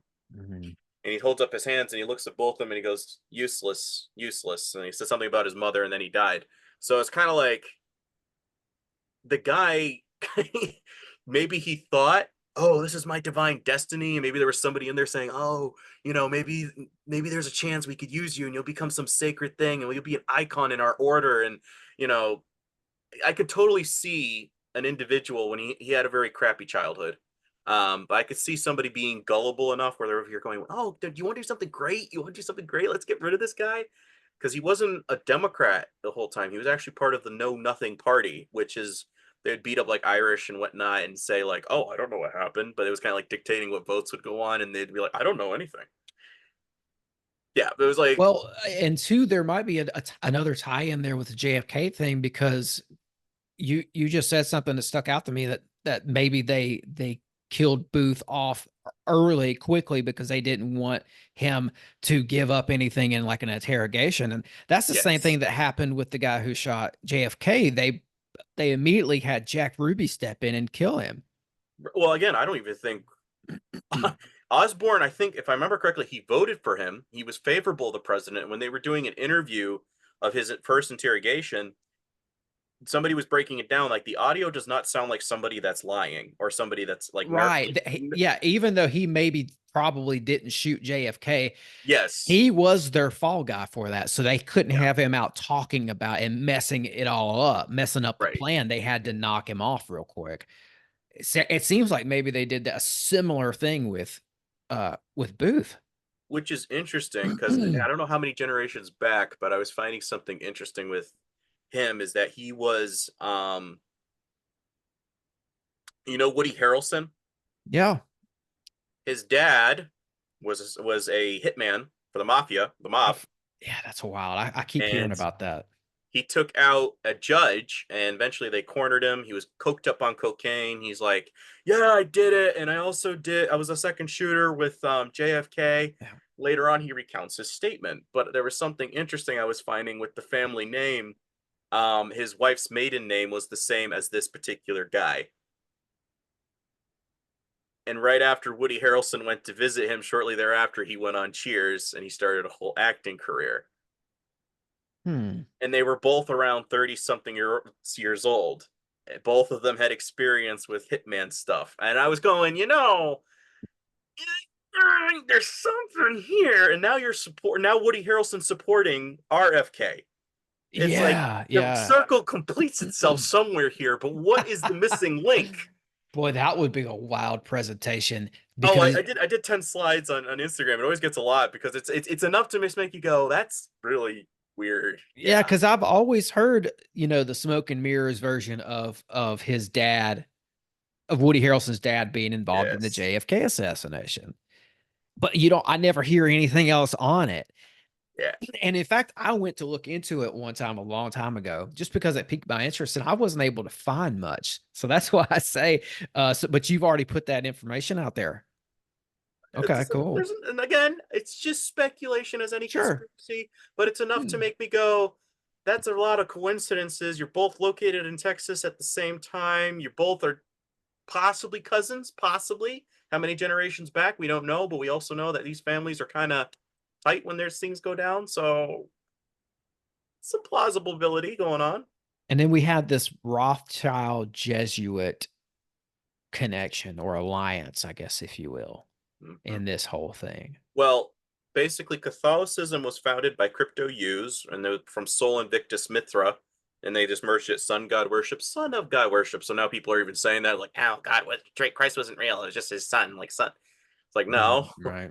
that's counterfeit. So you get that for Gentiles, and then you get Freemasonry, and then Catholicism forms Islam, and Joseph Riviera states, and again, Muhammad is very similar to like a saint equivalent.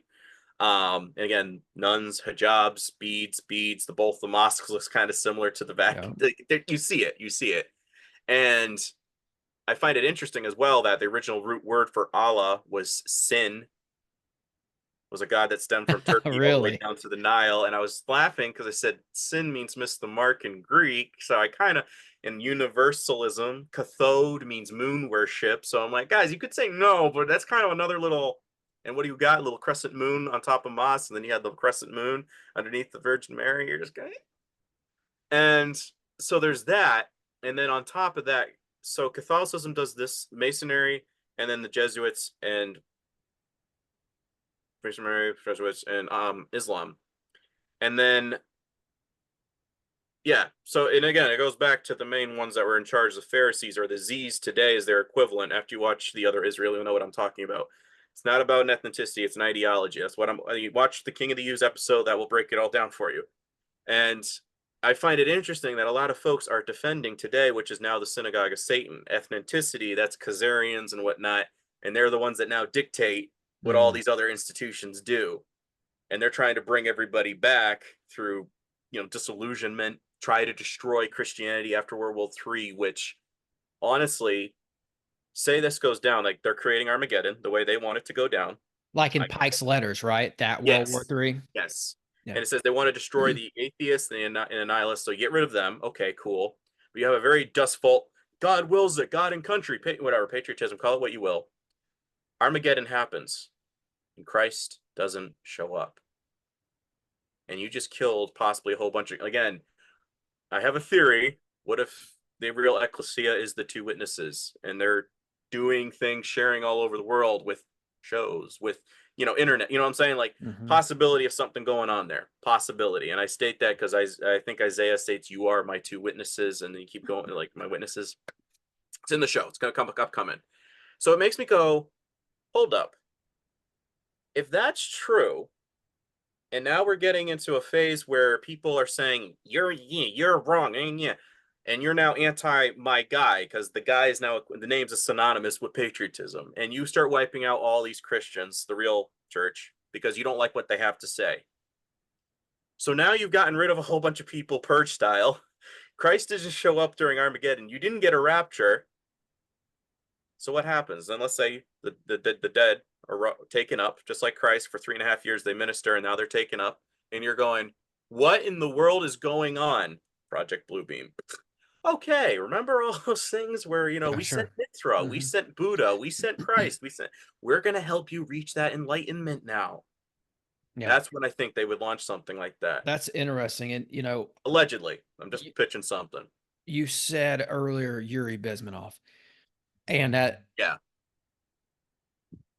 guy basically gave up one of the avenues of warfare being used against us, which is psychological warfare.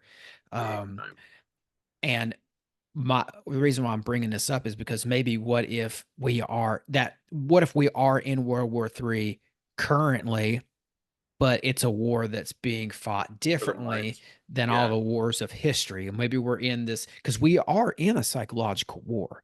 Yes. Very much so. And what if nothing ever happens? What if there's never this huge event to where we say, oh, we're at war? Maybe there's this just silent war happening right now where there are these ebbs and flows and there are these peaks.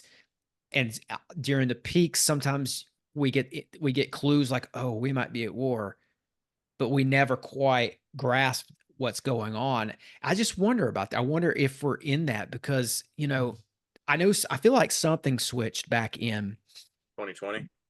Well, yes, but even beyond that, in the 40s, in 1947. Oh, okay. Because you had the Book of Enoch was discovered in the caves out there in 47. Yes. And right on the eve of Israel becoming a nation state. And within the Book of Enoch, you have this almost prophecy that says this book is meant for a later generation. Yes. And it's found right at the end of World War II, right at the beginning of Israel becoming a nation state, right when, to tie this in the blue beam, right when Roswell happens. Yeah. So it's like in 47. I love the way your mind works. So it's like in 47, something happened. You had the Babylon working out in the desert with L. Ron Hubbard and Jack Parsons. Jack Parsons from, the father of rocketry. And they're out there trying to usher in a new era from a different standpoint. And it's just so much stuff happened there. We created in 47, the CIA was created. Yes. In 47, the Air Force became the Air Force. And I think another big government, maybe it's the State Department. I don't remember. There was a couple other big government things. What'd you say? Agencies. Yes. Yeah. That happened in 47. So I feel like we're in this new era that started sometime around 1947. And then maybe we are in this fig tree generation. And maybe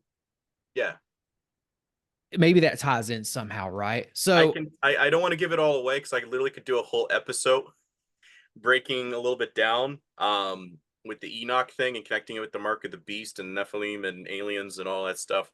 Because like you said, it is for a generation that, like, if you're open to hearing what it says, it explains how did these angels get under the river Euphrates in the first place, and why is this significant?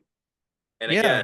basing it off a cult, Well, that's and like, Book of Enoch. They were yes, it gives placed there. They were context. chained to to the Yes, valleys and crevices of of the earth, and there were some of them were put underneath the Euphrates, apparently. yes. And also, when you look at, I don't have it on me. I'm not going to look for it right now.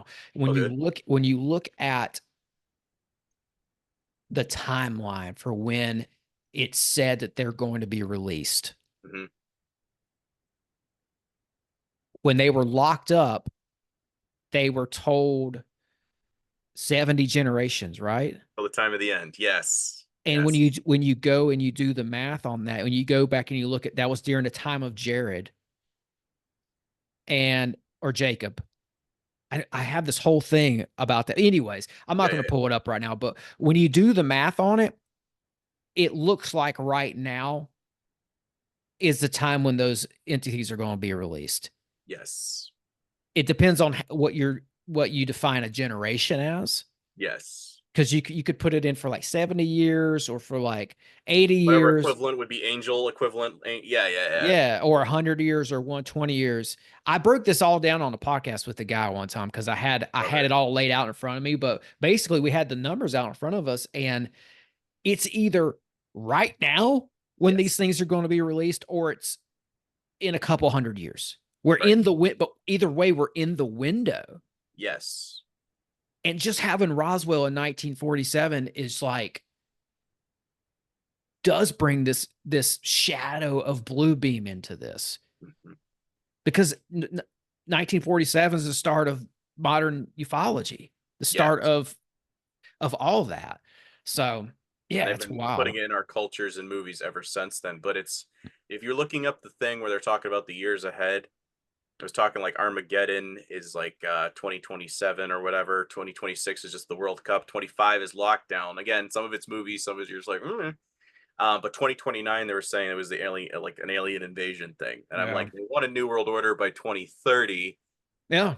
I was pitching because I said, I've already been saying, because they said there's going to be an announcement with Trump on October 2nd of 2027 after his ear being shot. They said there's going to be an announcement, and they've already been seeking him for a Davidic Well, bloodline. let's talk. Do you want to talk about Trump some? I don't care. Yeah, Do you sure. have, all right, well, let me put a bow on this, and then because and then we'll like if we talk for 15 minutes or whatever, it's fine. No Like, problem. and I'll just post it up for members, but let me put a bow on this, and then because I have some stuff I do want to ask you about Trump. Sure. um this was great, man. This has been just a nice, intricate view into the past, and things are always way more interesting than what they taught us in school. Yes. So thanks for coming on and doing that presentation. No problem. I was going to try to tie it in with World War III and everything else, but there's a lot of moving parts, but Always a part two, man. there's always a part two. There you go. So why don't you tell everyone where they can find you? Yeah, Mana Daily Podcasts on most things: Patreon, Spotify, Rumble, and YouTube. And then Krollology, like my name on the screen, Krollology, lore underscore 101. Again, if you can support me, I appreciate it, because again, as most of this is funded by you, as I always said, it's just like the PBS things back in the day. I really do take that time to, like, whatever you invest in me, I try to give tenfold and give to you. So if you like DM me about a book or something, I try my best to give that out. But yeah, thanks for having me on. Yeah. Thanks for being here. As always, break the mold, conquer the realm. Thanks for listening.